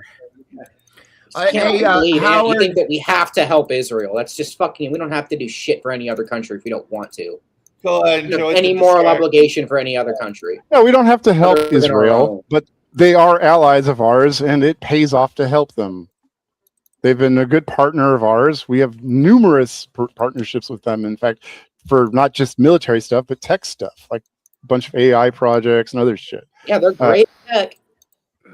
So, yes, we're going to help them out because they're a strong ally, much stronger than fucking place like Jordan or Egypt or, definitely fucking Palestine. Give me a break. Hey Ben, for Howard's unfortunate blunder to being behind, getting behind the Elf for not doing her homework. Can we restrict his access for 24 hours? Absolutely not. Damn it! If you expect an Odinist to not take the underdog, then you've got some serious surprises for you because we've got to take the weaker side because that makes it fair when we join. Okay, no more proofism jokes for 24 hours. Don't threaten me with this, man. I'm just saying that a lot of really fishy things happened all at once. Okay, you're suspicious of something. That doesn't mean it happened. Hey Howard, it won't be hard to take me down, bro. It'll be a short fall. Look, proof is the wrong term. I will back off from that. We want evidence, not proof. Like proof is for formal logic and mathematics. I did use the word. I was incorrect to do so. Okay, fair enough. So I'm looking for evidence. What is it? It's not my claim. So it's more about show me the evidence that supports your claim, right? I can't tell you what that's going to be, but obviously if you have it, you can explain it to me. We can't use the ism term for the next 24 hours. So Ant wants to see your What's proof. the ism? No, I don't. I just explained I don't want to see proof. I want to see evidence. Evidence or proof, yes. No, they're not the same thing. I know, I'm fucking with Howard. Proof is a result of deduction. We're looking at evidence. That's a form of induction. Okay, write it down. At this moment, I agreed with Ant. He properly characterized that. What's your proofism? Are you supposed to be doing homework, Elf? Why we hear you laugh at that? I will be back in a minute. I actually use the bathroom. Okay, Aunt. We'll be here. We don't want you to be retarded like all of us. She still has We love a chance. you, Howard. What? Where's my pencil? Damn, I can't leave you children alone for 10 minutes without a fight breaking out. My favorite part was how it wasn't there at all, and then they went back at it with intensity almost immediately, just out of the blue. I actually thought that Avery was yelling at the chat again until Aunt started replying. Oh Lord. Is it like those two dogs on the side of the sliding glass door? Yes. Yes. You open it up, they stop. Everybody's like, okay, cool. 5-minute break. We're on. You close it. Hey, I've been part of those. Notice the fence fighters. Yeah. So I ain't pointing any fingers, just smiling.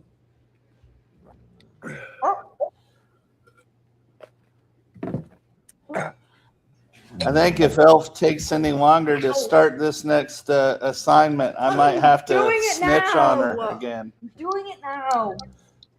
Doing it now. Oh, shut up, Spin. Oh, that wasn't Okay, shut up, whoever that was. Here, you want to yell at? Hey, you want to yell at somebody? Sure. That's the fucking guy that said it. Why would you do that? Are you kidding me, Ben? I used to like you. No, because I want you to be smart. Yes. I am a smart critter. My mama says I'm special. I want you to keep being smarter until you're smarter than all of us on the panel. Absolutely. That's a bare minimum. That's kind of a low bar, but yeah. Howard says, "Be right back. Breakfast time." He's got to go open up a can of whoop ass and quick fucking take it down, and then you're in trouble, Spin. I know. I'm telling you. Even these 6 it won't be a far fall. People won't. So, pretty broad set of influences and backgrounds there. I feel like a can of whoop ass is just spinach, though. It's fancying up spinach. Yeah, I've seen it before. There's about smelling it. Yeah, I didn't hear it if the peas screamed, but yeah, I've got a bunch of pea fowl around my house. Now, again, what you told me peas weren't food, and I don't recall if you answered why they're not food. Well, because a peacock's like $175. Oh, sorry, I meant the pea as in the beans and peas. Oh. Peas are obviously not food. Have you ever tried eating one? Yeah. Stir fried, sweet Chinese. Yeah, that's not meant for human consumption. I don't disagree. I'm just wondering if I'm very Pythagorean about this. Oh, okay. Now that you may have told me that before, and I didn't go and look back at it. They might contain human souls or something.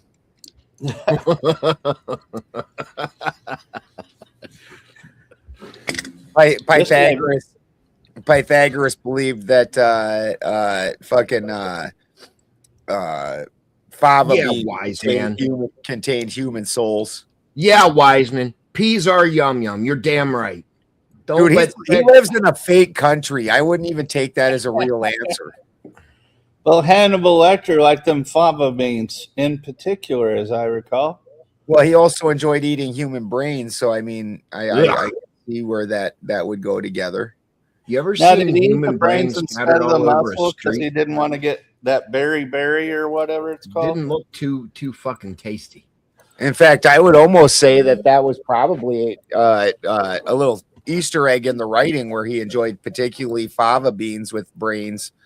And because fava beans contain human souls, according to Pythagoras. What about a lima bean? The lima beans I like them. Good. I love Yum, 'em. yum. But it's a pig as well, isn't it? I like succotash. You're from fucking you're fucking Italian though. That's like the dingleberry of fucking Europe. That's that you will eat weird shit. Succotash is good. Mocha time. Be right back. Yeah, I got the hot cocoa. I had to make my own because Chris went to bed. Yeah, Oh, also God like, forbid you that's have to Alderson fucking where he make got your that own stein. What'd you say, Santa? Elf wanted me to ask you where you got that stein. A friend of mine gave me this one. I guess I'll just go to an Oktoberfest. Now, do you know anybody that does any serious carvings as an artisan? No. I've been meaning to start carving and have yet to do so. El Pero Yeah, says the human soil, the essential oils from the beans, the lubricant of life that allows the body to be moved by the spirit. Yeah, well, that lubricant's for Greeks and they're stinky little nasty fuckers. And the Italians are barely any better. Hey, we plug your ears while I'm talking shit about Italians, Chris Miner. Plug your ears, brother. Yeah, Chris. At least you're on my side. At least. Finally, somebody on my fucking side. We had fish tacos and carne asada with frijoles refritos. The beans definitely help. The only thing beans help is they're the magical fruit. Chris, why aren't you up here? I'm gonna drop the link. And El Pero, what are they doing? Why isn't El Pero up here? Come on. They're like El Pero's like, you guys are making jackasses of yourselves. No problem. I don't need to come help. Don't need my help. He's like playing poker, El Pero. El Pero's like, you know what? This panel is not dignified enough for a boxcar mustache. Yeah. I'm playing poker. That shit in the background, Pero. Chris is coming up. I know. Spin's probably on another panel. You know what? Fuck you, Ben. Is it double dipping if he does it with his own panel? I mean, yeah. Why would I double dip on my own panel? I don't know. Why would you double dip on any panel? Oh my God! I thought you had a hard enough time following one conversation. I don't know how you could possibly follow two. Oh my God! Here we go. He's a machine. Fuck you, Ben.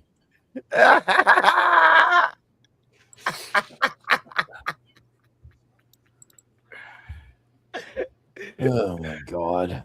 Well, I've still got another month worth at least on this one. Oh, I know. You'll never let me live that fucking down. Oh God, the look on your face was priceless. Hold on, I got to get rid of a problem. Oh, Pero's playing. That'd be good. Pero needs 18,643. Well, where's your super chats, Pero? Yeah, Spin got in trouble. Yeah, it was hilarious. Yeah. I had to watch the rewind of it. Oh God, I rewound it and took a screenshot and sent it to Spin. I was like, look at your face. I was confused because I was reading about it in the chat. Like, what the fuck did Spin do? It sounded bad, and I was like, and then I was like, okay, it wasn't great, but it wasn't that bad. He went, I like one set of titties over here. What I like more than one set of titties is two set of titties. But my favorite part is he thought he didn't get caught. He wasn't going to get caught. Apparently, he never cheated on a girl because like they have magical fucking senses where like a genie will tell them you could have an affair with a woman that you met out in a desert with nobody around for 500 miles, and you went into a bunker where not even satellites could see you and had sex, and that girl passed away immediately after and was never able to tell anybody. Your old lady knows about it by the time you got home. Sarah picked it up pretty quick. Yeah. In the Bank of Fidelity, they're funny that you make a deposit anywhere else and they close your account. You are now suspect forever.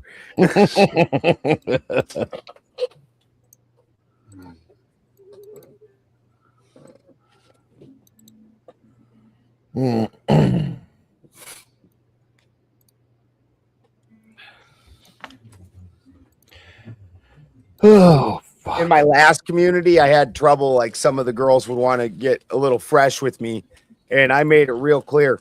I will go tell on you immediately. I won't even entertain the fucking conversation. I will just go tell. Like, straight out.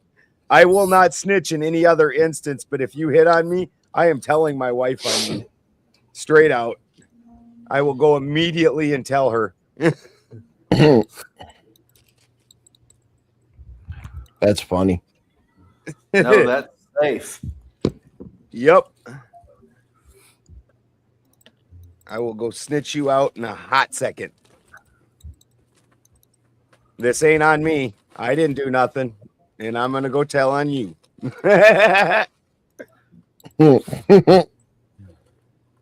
That's just one of those things.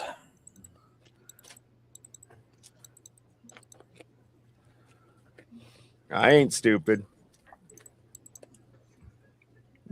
Yeah, might as well tell because you're going to find out anyway. Exactly. Raise no fool.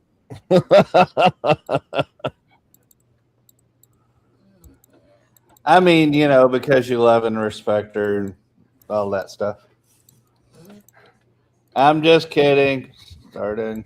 Yeah, she's going to find out anyways. She already knew by the time you even got and told her. She was just testing to make sure you were going to tell. It's like telepathy or something. Yeah. Like Ann said, that shit just carries on the air. She'd be sitting there and all of a sudden it's like, someone's made a pass at your old man. It's like, oh, really? Mm-hmm. Pharaoh's doing good for us, folks. Better take Pero to Vegas. Yep. To the fake tournaments. You think them Vegas tournaments are fake? Those like World Series of Poker? Oh, no, they're not fake. I'm just saying. They could be. I don't know. I would think they have a lot of scrutiny to fake, but you know. Now I'm sure this won't upset anybody or get anyone going, but allegedly there have been problems with some elections. If those can be faked, anything can, right? Yeah. I mean, it's on TV. Well, there was one about that school district gal, a clerk. They found she was messing with ballots. Yeah, changing who the class president was and shit. I forgot what it was for, but yeah. It's just that's like, you know what, Benny Thomas? You know what, you little bitch? You don't get to be fucking president. Yeah. I told you you'd pay for that. Yeah. You remember when you order of operation? Exactly. What? I'm just letting them know you're doing order of operations now. I hate you. You want to know something very interesting? What's that? That the order of operations is a fairly new concept. That before that, yes, that's not some universal rule that's always existed. It's that's actually a fairly new concept that, or at least the universalization of that particular way to do it has only been, I think it's about a little over 100 years is all that's been around. Otherwise, if you did math, obviously with the different order of operation, you would get different answers.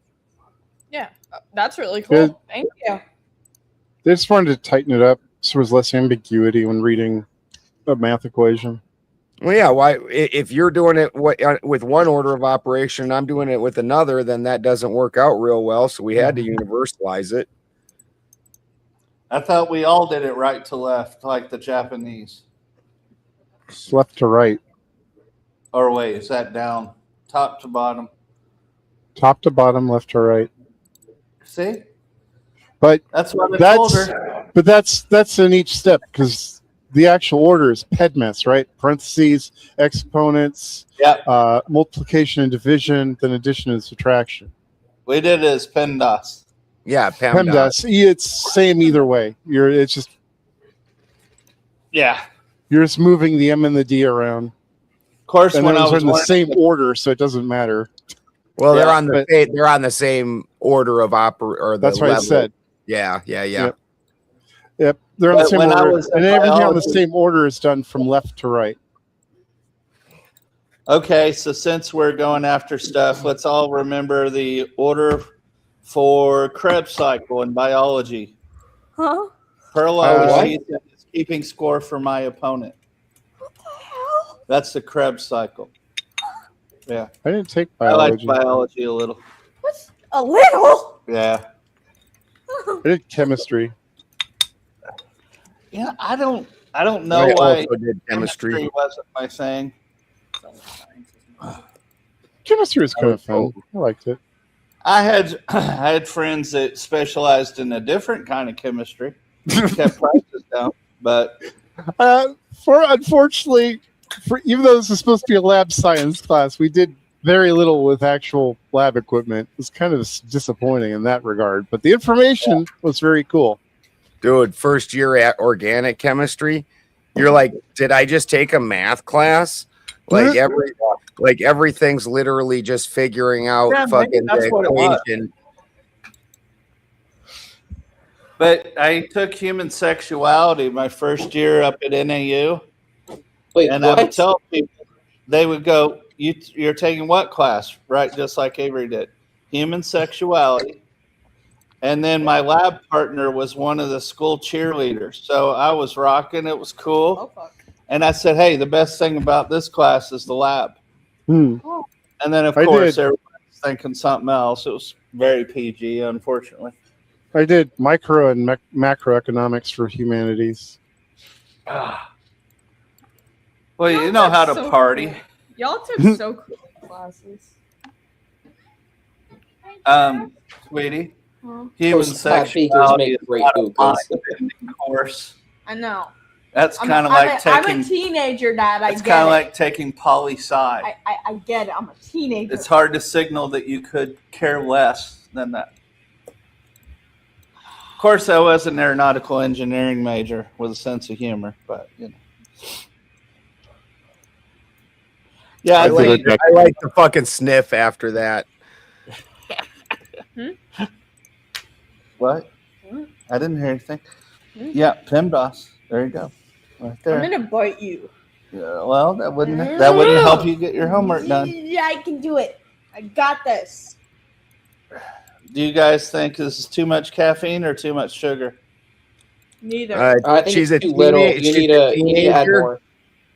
She's a teenager, so they just have that in them. Dad.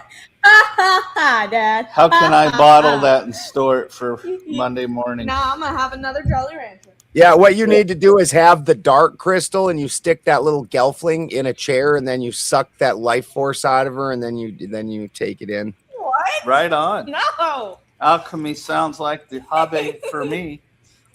What, do I need to get a death note now or something? Well, Taoist alchemy is a little different. It's usually internal.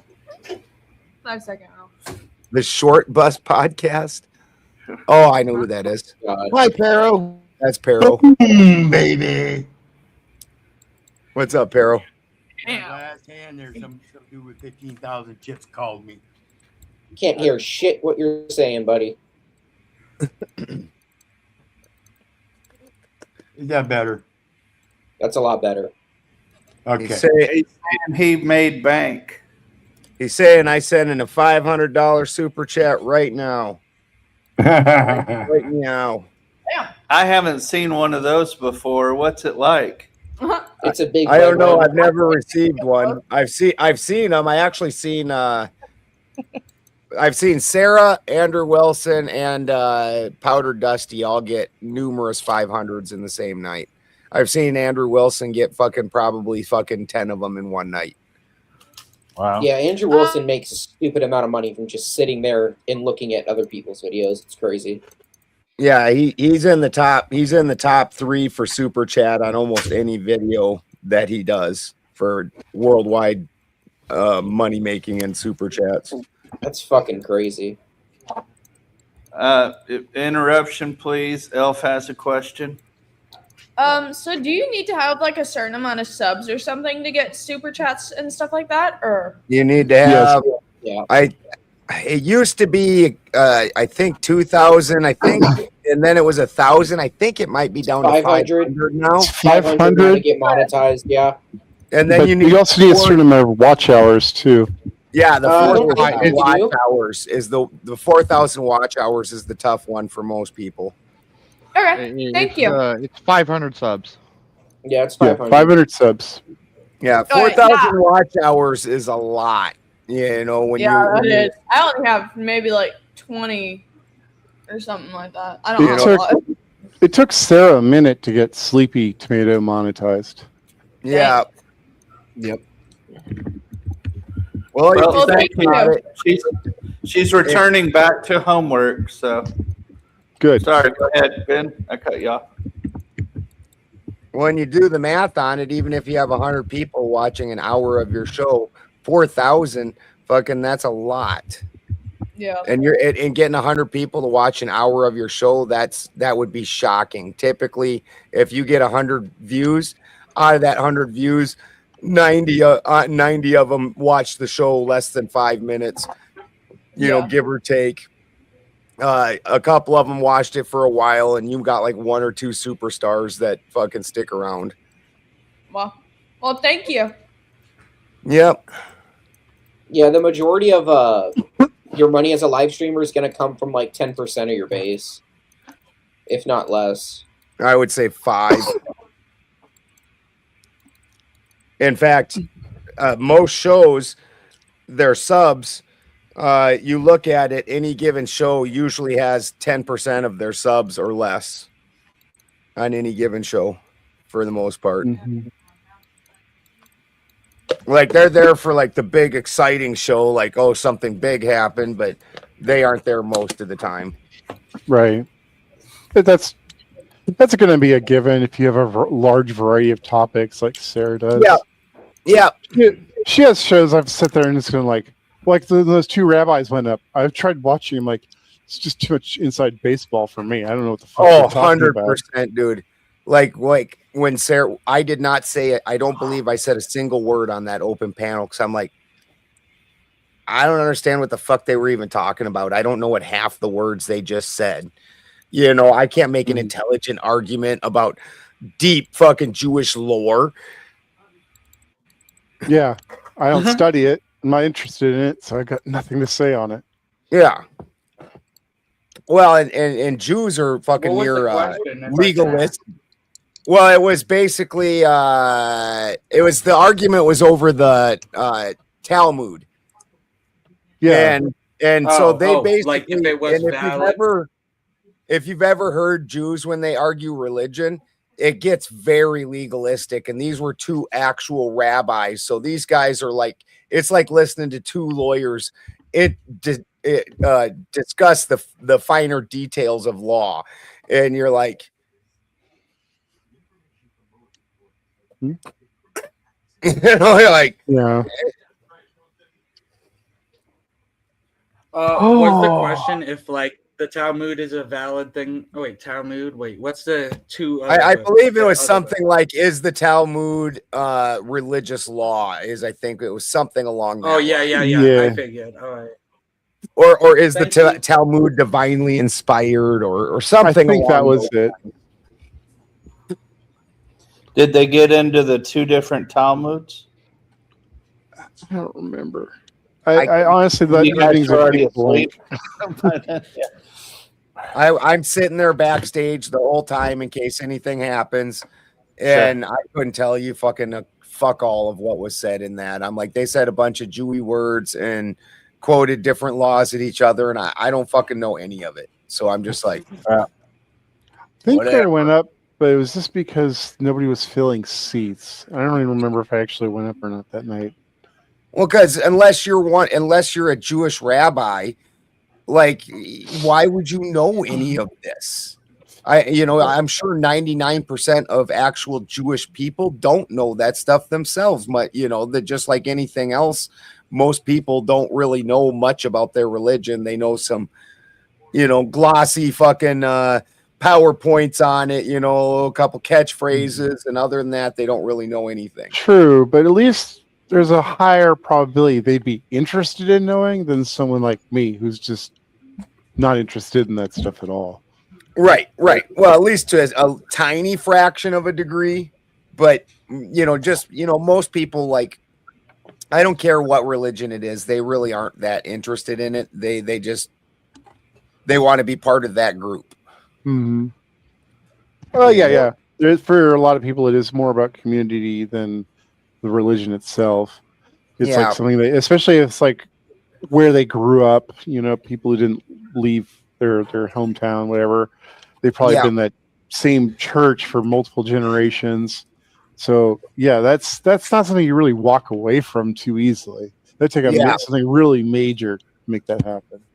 Yeah. And while they're there, they're not really spending, a lot of interest. Like, let's say you go to church every Sunday. After an entire year, what have you heard? About 52 different phrases out of the Bible that are just basically individual floating things that don't really tie to the rest of the story or the Bible itself. It's just the pastor or priest or whatever you got going on fucking read this one little fucking sentence, and so you've heard 52 sentences out of this giant book over an entire year.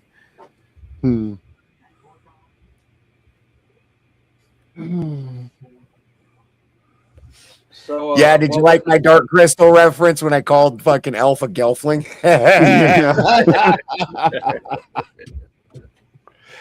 There should be more young people that remember or that would know about that now, since Netflix had their own series like a while back. I mean, it's kind of old now, but it's not that old.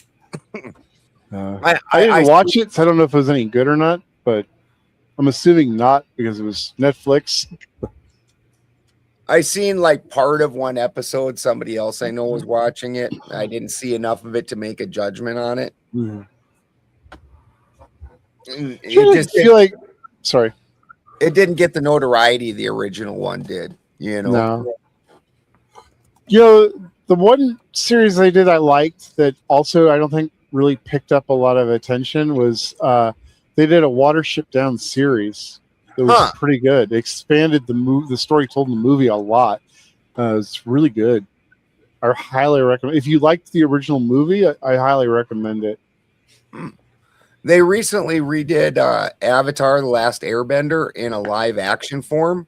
Yeah, and actually, it was pretty damn good. I was impressed. Okay, I'm not a big Avatar person, so I saw it. I just wasn't. It just didn't quite register because it's not kind of my thing. But because I live on the grid, my grandsons came to live with me, and I didn't have internet at the time. Right. And so I had to get them something acceptable. So I got them the Avatar series. So I've seen every one of them cartoons like 100 times. And so when the live action came out, we checked it out, just to check it out, because it's a hell of a good cartoon, for kids. Sure, and for sure. We checked it out, and I was actually rather impressed. I was like, wow, they actually did a decent job with this. The One Piece live action on Netflix is really good too. I'm not even a One Piece fan. I just kept hearing really good things about it. So I sat down, started watching. I was like, yeah, this is pretty cool. I don't know how close it is to the anime, but this is good. I don't know how close it is. It's so real. Huh? I thought that was funny because especially One Piece is like super long. Okay. I was just laughing. I'm doing my third tour through Disney Plus. Yeah, I won't have anything. I won't have anything to do with Disney. Yeah. Yeah, I don't blame you. I'm really upset with what they did to Star Wars. Totaled Star Wars, just right through the meat grinder, and somebody do you put fuck up diarrhea Star in it. Wars? How do you fuck up Star Wars? Like the most iconic franchise ever. Like Lucas did his damnedest with the prequel trilogy, and that was still successful. I can have my criticisms of it, but that was a successful series of movies. People love those movies, right? I'm more interested in bits and pieces of it, and more of some of the stuff that came out of it, like Clone Wars and Rebels and whatnot. That stuff was really good. Dude, the Clone Wars cartoons were great. Yeah. I like that stuff much more than I like the actual prequel movies. Sure. Yeah, the Clone Wars cartoons fantastic. I credit where credit's due. The final battle on Mustafar in the last movie was amazing. Was that the one where they were at the white planet and red undergrowth or whatever? No, it's like the lava planet. Oh yeah, thank you. Yep. Yeah, freaking the Obi-Wan Kenobi and fucking Grievous fight was pretty good. Yeah. That whole movie was pretty good. The movie was okay. I like that scene though, just because I like it. Kind of answers the question of how come we don't see any non-Jedi with lightsabers, and it's like, well, sometimes you do. Yeah, most people don't. Most people prefer blasters. Dude, have you seen the AI video of General Grievous trying to pawn lightsabers at the pawn stores? I was just collecting these or whatever it was. It was fucking hilarious. Fucking Rick's like, can I ask where you got these? And he's like, I've been a collector for years. Fucking shit was hilarious. Chris says he won't come up until we let go of Star Wars. It was all about Yoda doing weird shit with Luke.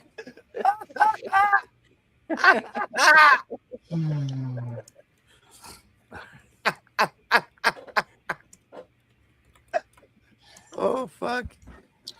There's no try. There's always dude. Now all that made me think of is fucking that movie with Natalie Portman and Danny McBride, where they're knights, and they have to go. Danny McBride and James Franco have to go see the wizard, and he's like, did he just tell us to give him a hand job?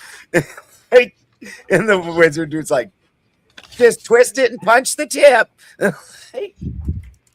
The fuck.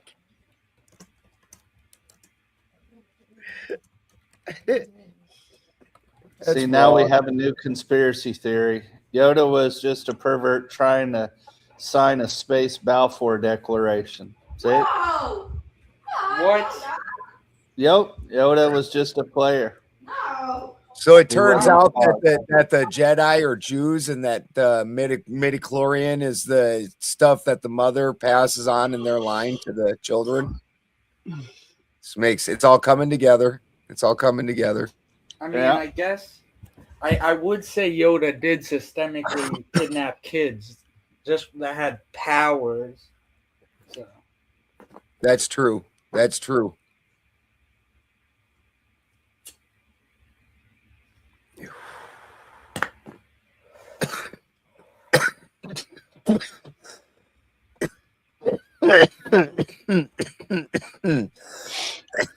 But my first big conspiracy I ever got into was the dark side of Disney. And all that shit was real. And I'm like, what the fuck? And my daughter. So what shit are you talking about? Like,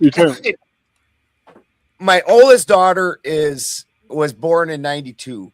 So she was that was like the Lion King and all that came out. Right. And they were huge. And then I start reading this book and it starts going through the history of Disney and all the different things in there. And you're like, this is creepy as fuck.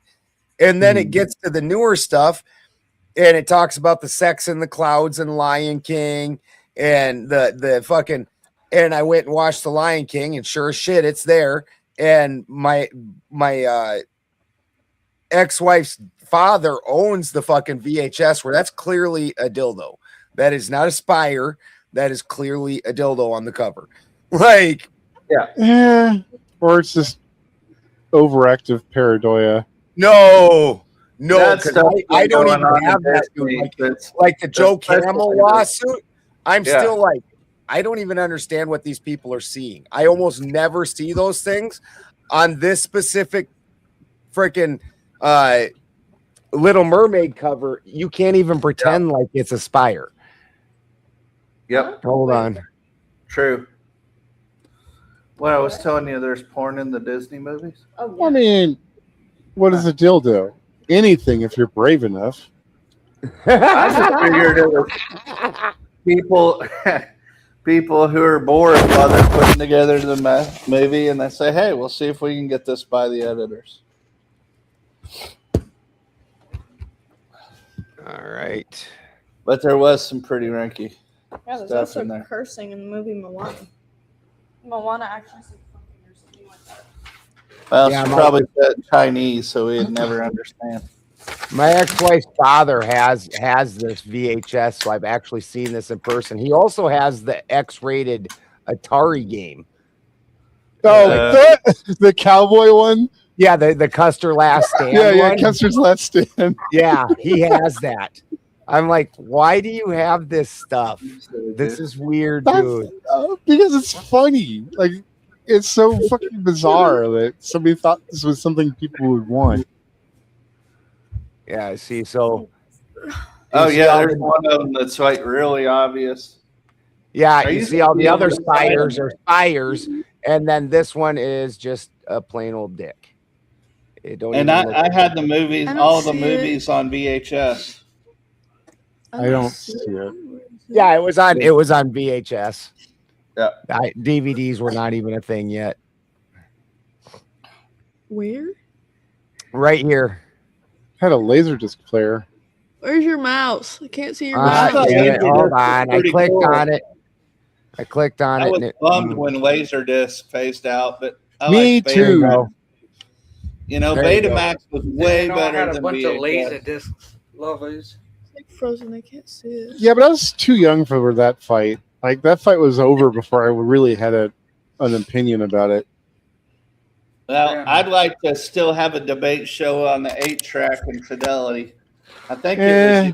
it was but what it's supposed to get and what it really gets. Yeah, I'd stipulate that we're both right. I think we're better off now where we're kind of like post physical media. Oh, Oh, once you yeah. see it, you can't unsee it, huh? Huh? But if Clearly you're it following everything else, you won't notice it, right? the It will be actual subliminal. Fuck. And that That's bitch comes out of the disgusting. water having the biggest O face you've ever seen. Yeah, I did. Why do you ruin this for me? I God did. damn it. It's pervert. Disney is chock full of this crap. Just chock Oh, yeah. full of it. But It's she's not unusual for animators to sneak in Easter eggs. well, yeah. Like, I think it's like one of the prequel movies. Was it one of the it was one of fuck. I want to say it was one of the prequel movies. They had the Serenity in the background going to one of the landing pads. Well, you know, like Cheney says, explain it all away. Nothing but boys being boys. What? Yeah, look at the chat. Oh. Yeah, no, I banned Disney, and even my daughter won't have anything to do with Disney anymore. The one that was so in love with Disney. Although the funniest thing about that whole thing was for whatever reason, when she first saw The Lion King, fucking her aunt's boyfriend kept calling the lion Simba Elmo. Until my daughter was like 4, she called him Elmo, and fucking she could see forever away, and she'd be like Elmo, and there, it would be the Lion King somewhere. That's just good, clean fun. Yeah, there's a lot of stuff, and then there's an alleged backstory with a lot of Disney stuff too. And people around the area are the ones that tend to believe it. So I don't know anything more than the average Joe on that. Yeah, Ray turned out to be a beloved character. Yeah. Fucking what shocks me is all the people that were like crazy angry at that little kid from the fucking prequel series. The girl? Anakin? Yeah, the kid that played Anakin. Like him getting bullied. Crazy mad at that kid. And everybody, while Ray basically ruined the entire fucking new series, nobody said, oh, well, we need to attack that actor as a person. Like, but they did it to a little kid. You're like, what the fuck sense does that make? Why would you blame maybe a little we shouldn't kid? be doing it to either of them. Right. Well, yeah. What I'm saying, I agree. Don't do it to either. But if I was going to choose somebody to hold accountable for something, it would be an adult, not a little kid. I agree, but that's wild. It's still fucked up. Either way. 100%. That kid quit acting and won't have anything to do with acting. He doesn't want anything. Oh, really? That sucks. Yeah, he won't go to any Star Wars things or anything because the people were he got like death threats and shit. You're like, he's a little I really didn't get all worked up about. That's like the actress who played Rose, right? She was getting all kinds of flack for her character. It's like she didn't write the fucking character, and she's not the director. She was just playing the part. Like hating on her for how the character is, what the character does is fucking asinine as hell. I always thought that was such bullshit. No, it's crazy. You people are nuts. You have actually bought into a fake thing. Like you're having wild emotions about something that's fucking acting. Like what the fuck is wrong with you? Joffrey from Game of Thrones, that kid quit acting also because he got so much hate mail.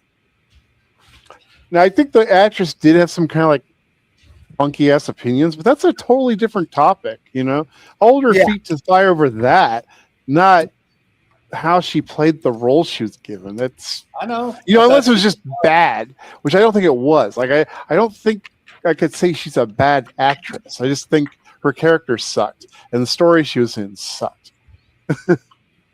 But I don't think I have anything against her. She seemed fine. Everybody's gonna be in movies. It's gonna happen. Don't worry, man. We're just freaking out over Star Wars. She was breaking out some truth here. Disney and his Crowleyan sex rituals with Werner von Braun. Want to see Uranus? Only if you draw me Pluto. Ben isn't going to riff off of that? I thought for sure he was going to riff off of that. I'm waiting for the dogs to quit paneling.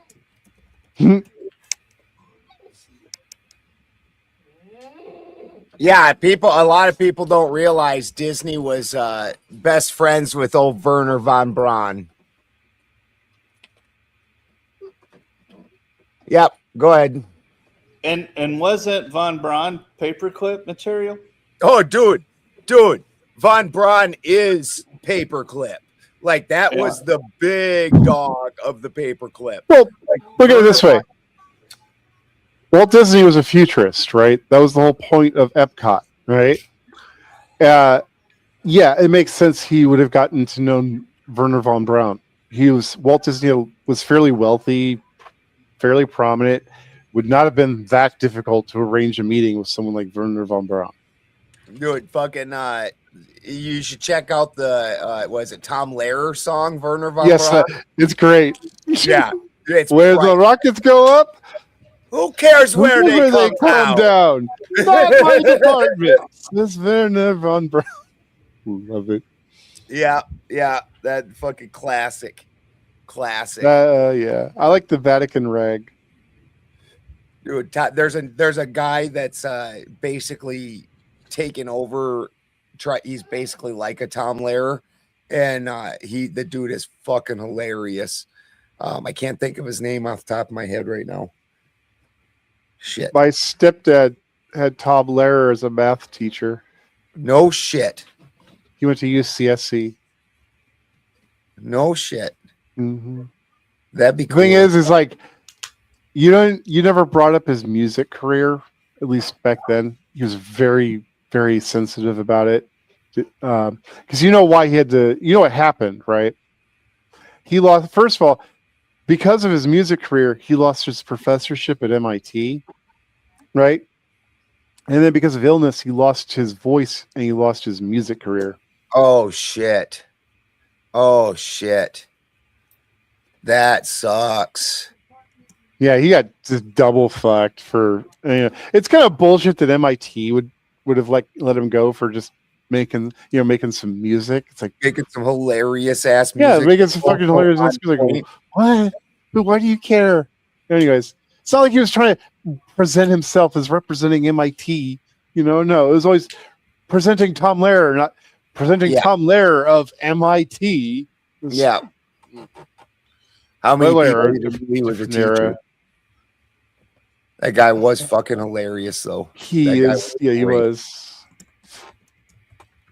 That guy was great. Yeah, that was the pigeons in the park. That was our big catch in Operation Paperclip, and he was the head. It wasn't called NASA at the time. I think it was NACA. No. He was tapped out to head NASA because of his experience. NASA didn't exist yet. It was formed kind of around Werner von Braun. Yeah, but and all the other scientists didn't have a different name back then. Wasn't it NACA? I think instead of there was like Air Force experiments and stuff like that, but there was no formal organization at that time for it. That's why NASA was created. Yeah. He's the first head of NASA. Yeah. And yes, we received him in Operation Paperclip. Yes, we did. Is that when we hired like the Nazis? Correct. Yep. All right. I would just. Well, when you say hire, you mean took them out of the basically. They were all going to be tried for war crimes, and we said, yeah, but and then a bunch of countries went, yeah, but we really want these sciencey guys, and we just started. Yeah, they got all the talented engineers and scientists got divvied up between us, the Soviets, and the one I'm more pissed off about is that was it Unit 732, the Japanese unit? Yeah. No, I agree with you so much. None of them suffered any kind of consequences. They all got to go back home to Japan. They didn't get parceled off to other countries, right? Got to stay in Japan and suffered minimal consequences for some of the most horrific things you can do to human beings. Oh yeah. Like Japan really faced like nothing for most of their war crimes. Like it's wild. They still won't admit to like the rape of Nanking. Sorry for saying most people don't even realize the Nuremberg trials. What was it? 13 people? Like 13 people paid the price for the entirety of that shit. Are you kidding me? I mean, and not even all 13 got found guilty. I mean, if the legends are true, the Mossad kind of went and intervened afterwards. So, yeah, but you know what I'm saying? Like that's just why. Now, I mean, that's just rumor. I am not stating that as a fact. You can take that with a grain of salt. I wouldn't blame you. I've seen documentaries that called it fact and had very compelling. I've heard it in a few places. It seems plausible, but if you ask me for evidence, I got none. Well, they could probably tell what I've seen and why I would have that opinion. Yep. But I don't care. I might have to dive into that on my next little It's deep deep rabbit hole waters. deep dive. Huh? It's deep waters.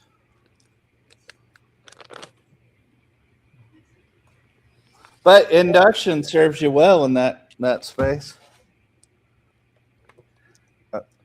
Be right back. Gonna help a frustrated teenager.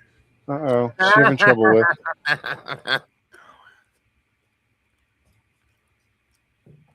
Yeah, and like also most of the data for like Unit 731 did nothing. We knew it because it was just them torturing people.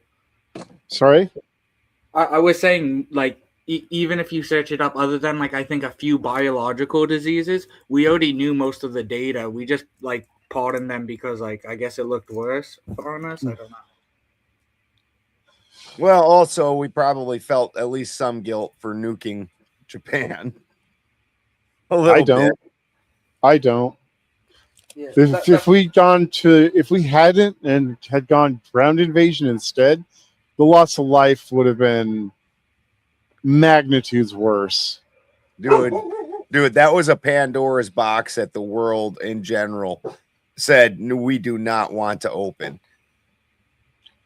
And it also stopped all of these giant conflicts between major powers. Like, there hasn't been a world war since. There's been a bunch of small little wars here and there, but there's been nothing on the scale of World War II. And there probably won't be anytime soon because there's no going back from it, you know? Yeah, it's a big There's no slap in the winning. face. It's just degrees of losing. It's basically like shit, the King of England when they came out with the werewolf. And even though that Scottish castle had already fucking surrendered, he fucking wanted to use his new toy, so he fucking fired that thing at the castle and then said, now they can surrender. Something, yeah, not quite like that, but yeah. You guys talked enough this panel. Well, we have had some dead air. It's just trying to help. Yeah. I thought you were talking about my dogs before. I'm like, oh. Your dogs were making my dogs go off, so then the dogs were all paneling. Because at some point it was your dogs and my dogs, because my dogs heard yours and whatever they said was offensive. So my dogs decided to get in on it too. It's like Clay and Santa.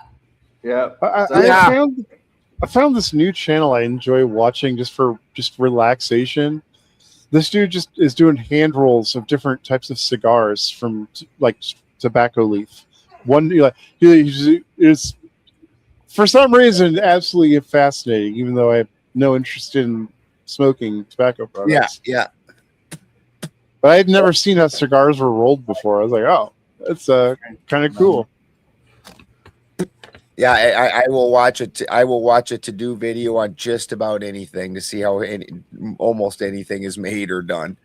Same. I used to watch Lockpicking Lawyer, but he doesn't seem to be doing much these days. Did you ever watch that Sherlock Holmes series with Lucy Liu? Yeah. No. In that, he would regularly just buy whole things of locks and just sit and pick locks, and which I thought was kind of cool. Lockpicking is kind of interesting. It's like a puzzle. Yeah, I understand the concepts behind it. I've done it pretty good a couple times, but it's only ever been a couple times out of many times trying. 90% of the time, I'm gonna grab a DeWalt drill and go whap. That's what I have bolt cutters for. Yeah. Usually I'll just punch it out with the DeWalt drill. Just zip. Fucking. Or yeah, the DeWalt 20-volt tools, if a guy was a thief, like they made that so easy because fucking now you can fucking run around with a 20-volt freaking grinder, angle grinder. Oh, yeah. Yeah. Like you can rip anything off just about with an angle grinder real quick. True. It's just very loud. Yep. But I mean, the Sawzall is slightly quieter, but it's going to take you twice as long. So you're making a slight less noise, but also for a much longer duration. I've never done this type of thing, so I'm not sure. But in my mind, it just seems to me the longer you're there, the worse your odds become of getting away. Mm-hmm. Like in Reading, that at least once a year somebody gets killed because they get caught stealing somebody's catalytic converter from a car that they're sleeping in. Yeah, was that for the metals that are in them? Yeah, for the platinum. It's actually the platinum is only secondary. The one that's the most money is the rhodium. Rhodium, stupid money. It's like $8,000 an ounce. 8 or 10. Let me look it up right now.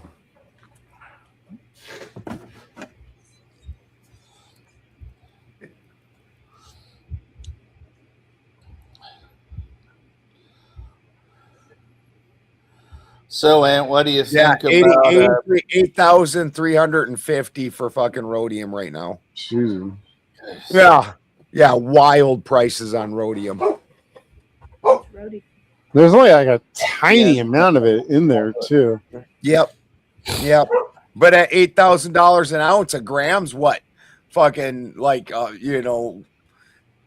it's precious metals. Whatever 24, whatever that is divided by 24. Because it'd be a troy ounce because it's precious metals. 32. Okay. Yeah, so 32 fucking 8,400 divided by 32, you're still doing pretty good. Yeah, especially for something you just whipped out from under somebody's vehicle.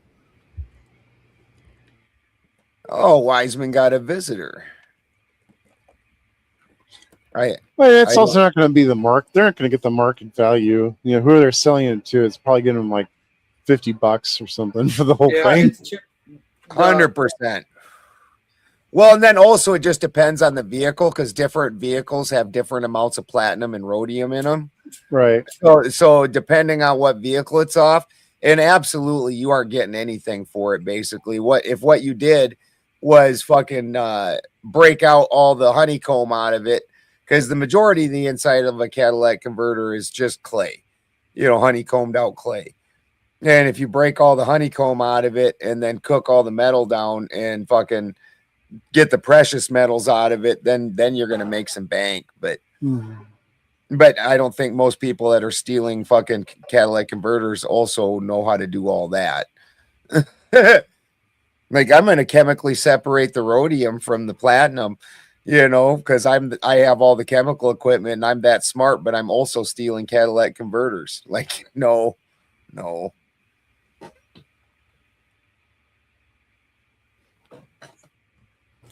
So do you think it's a conspiracy that the rhodium is in there and is now worth so much? Rhodium's worth so much because of its industrial uses. What's it used? And it's not that common. It's kind of hard to get. Yeah. It's because... go ahead. I don't think there's any mines in at least North America where the primary is rhodium. At best, it's a tertiary item out of the mine at best.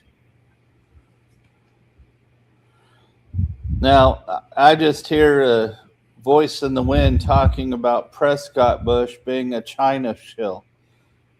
Does their influence and manipulation of our country go back that far? I've never heard of Prescott Bush being tied to China. He's very famously tied to Germany, and that his bank was funding the Nazis and things like that, which is why Prescott couldn't run for president. You can actually find pictures of him like basically knighting fucking Richard Nixon to take his place. And then he's the one who put his son under Reagan because his son was pretty much unelectable. Fucking couldn't hardly win an election to save his life of any type. And so then they ran him as vice president under Reagan. all that was set up through Prescott Bush, but I've never heard of him being tied to China. Yeah, because George Sr., he was working with an agency down in the area near Cuba, as I recall, some petrochemicals. I mean, I've heard of Senior being tied into the CIA and the CIA having ongoings in Cuba, obviously, and trying to do things. Yeah, because it was funny when he was picked to be the head of the CIA, they said he had never worked for them. Yeah. Well, and then, you know, that was during the JFK assassination era. Sure.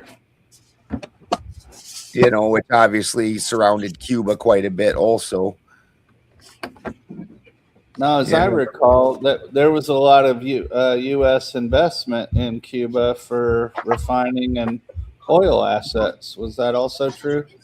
Or do you think it was just an offshore? This isn't closed. Yeah, I don't know about that. I've not heard that either, but I'm not denying it either. I just don't know anything about that. I've not put a lot of study into Cuba. Well, because, you know, one of the things, I didn't start looking into it at all until I saw a lot of people running around with Che Guevara shirts. And then I studied up on him, and I learned that he wasn't much of a daisy. No, most of these, it's very interesting because I always have to wonder if a lot of these icons on the alternative movements are propped up on purpose, because how is it they always end up being such shitbags? Like even fucking Gandhi liked humping little girls, like to get his demons out and shit. Like, come on, how come it's all of them? Yep, does seem awfully common. You know, Rosa Parks wasn't even Rosa Parks. It was she took the place of another girl that was actually the person that happened to, but that little girl wasn't as appealing as an icon, so they replaced her with another girl. Like it's always bullshit.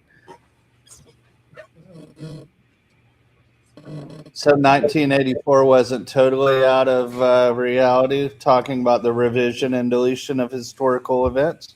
Oh, 1984 was brilliant.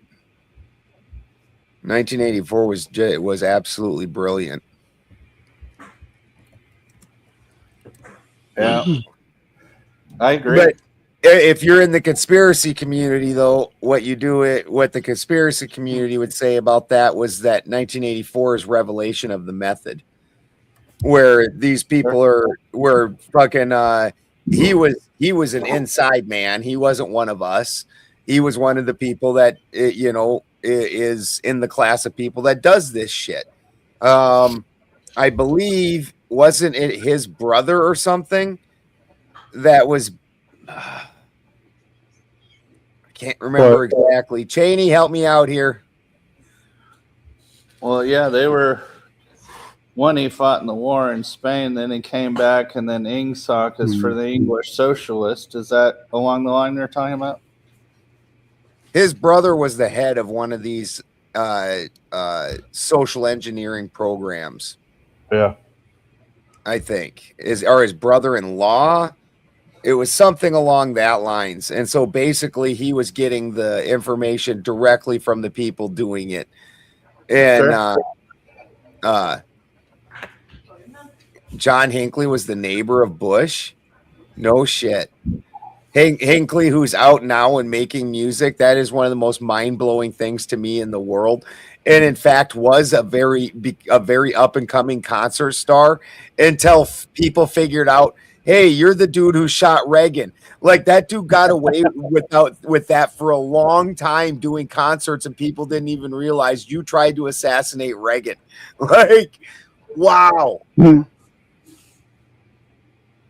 You'd think that'd be a pretty good resume for a punk band. Right. The dude gets more views than all of us put together on YouTube. Well, fucking most and Cameron, I don't think even have channels stuff, but yeah, I think but even on a big channel, like he's got fucking songs that got over 500,000 views on them. You're like, what the fuck? Well, it was curious going back to England for a little bit because Ghislaine Maxwell was a child of Mr. Maxwell, who was deeply tied and honored by a small country that we mentioned a little bit here today. Israel, Yeah, you mean it's the well fact that known he was a that they're all- Mossad agent. Yeah, it's well known they're all Mossad agents. And then fucking Maxwell, that was where our kids' books, our children's Right. books came from, which is awesome. Our children's history books. Yeah. Well, That's I knew Huxley was tied into the crew. I didn't know that about Orwell. Yeah, they were both tied. They were both tied into the crew, and that always ends up being the case. So this is what they call in the conspiracy realms. They call this revelation of the method, meaning that these people, the ones doing it, not the conspiracy guys, the ones doing these dirty deeds, they believe if they tell you that they're doing the dirty deeds, that they are now karmically free of whatever, you know. So, you know, if I punch you in the face, but if I it's on me, but if I tell you I'm going to punch you in the face and then I punch you in the face, that's really on you, is the way they're seeing the world. Sure. Like, you should have moved. I told you I was going to punch you in the face. Like, that's on you. I've heard that from a couple of different sources, though I couldn't provide, evidence. It was just convincing enough to me at the time. All right. I'm gonna hop off. It's late. Night, Ant. Good talking to you, Ant. Yep. Have a good night, brother. Oh, I searched up that Rosa Parks thing you said, and it's of course true. Like, I wasn't doubting you, but Yeah. apparently the reason is because they didn't believe, like that. Not they didn't believe, but that, like they believe that using the 15-year-old girl who was an unwed teenager who was pregnant would be much easier for the media, like Right. She wouldn't have the same appeal as like Yeah. this iconic figure. Instead, she's a little whore who's unmarried and doesn't look good for the public appeal. Wouldn't be sympathetic, yeah.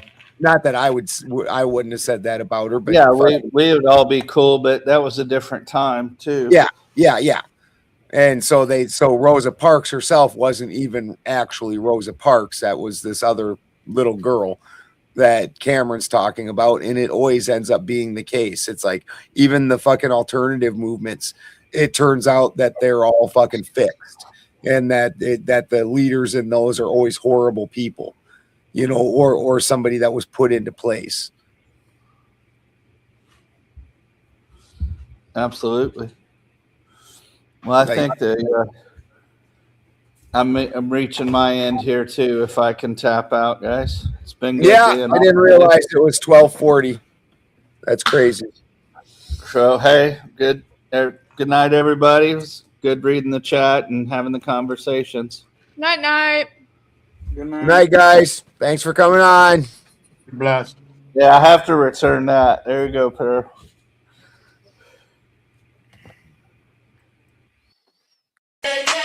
Spin City. Spin City on the screen, got the room on 10. Breaking news, panel smoke, then he does it again. The bass in the morning, debauchery at night. He steps in loud and he don't back right. Clip it, post it, watch the chat explode. One more take, then he takes the road. He talks that talk with a grin and a stare. The other side's talking, he already there. Hold up, here he comes. Hands in the air, let the verdict come. No more hush, no more shade. Spin City live and the whole place sways. Spin City, he don't play it safe. Spin City, bringing fire to the face. MAGA on the mic, and he says what he means. Spin City, shaking up the scene. Panels in a circle, everybody wants a turn. He leans in hard, let the hot takes burn. Protest on the ticker, riot in the thread. He talks over the chaos with a raised up head. Yell a little louder, make the point land clean. Cut through the noise like a headline machine.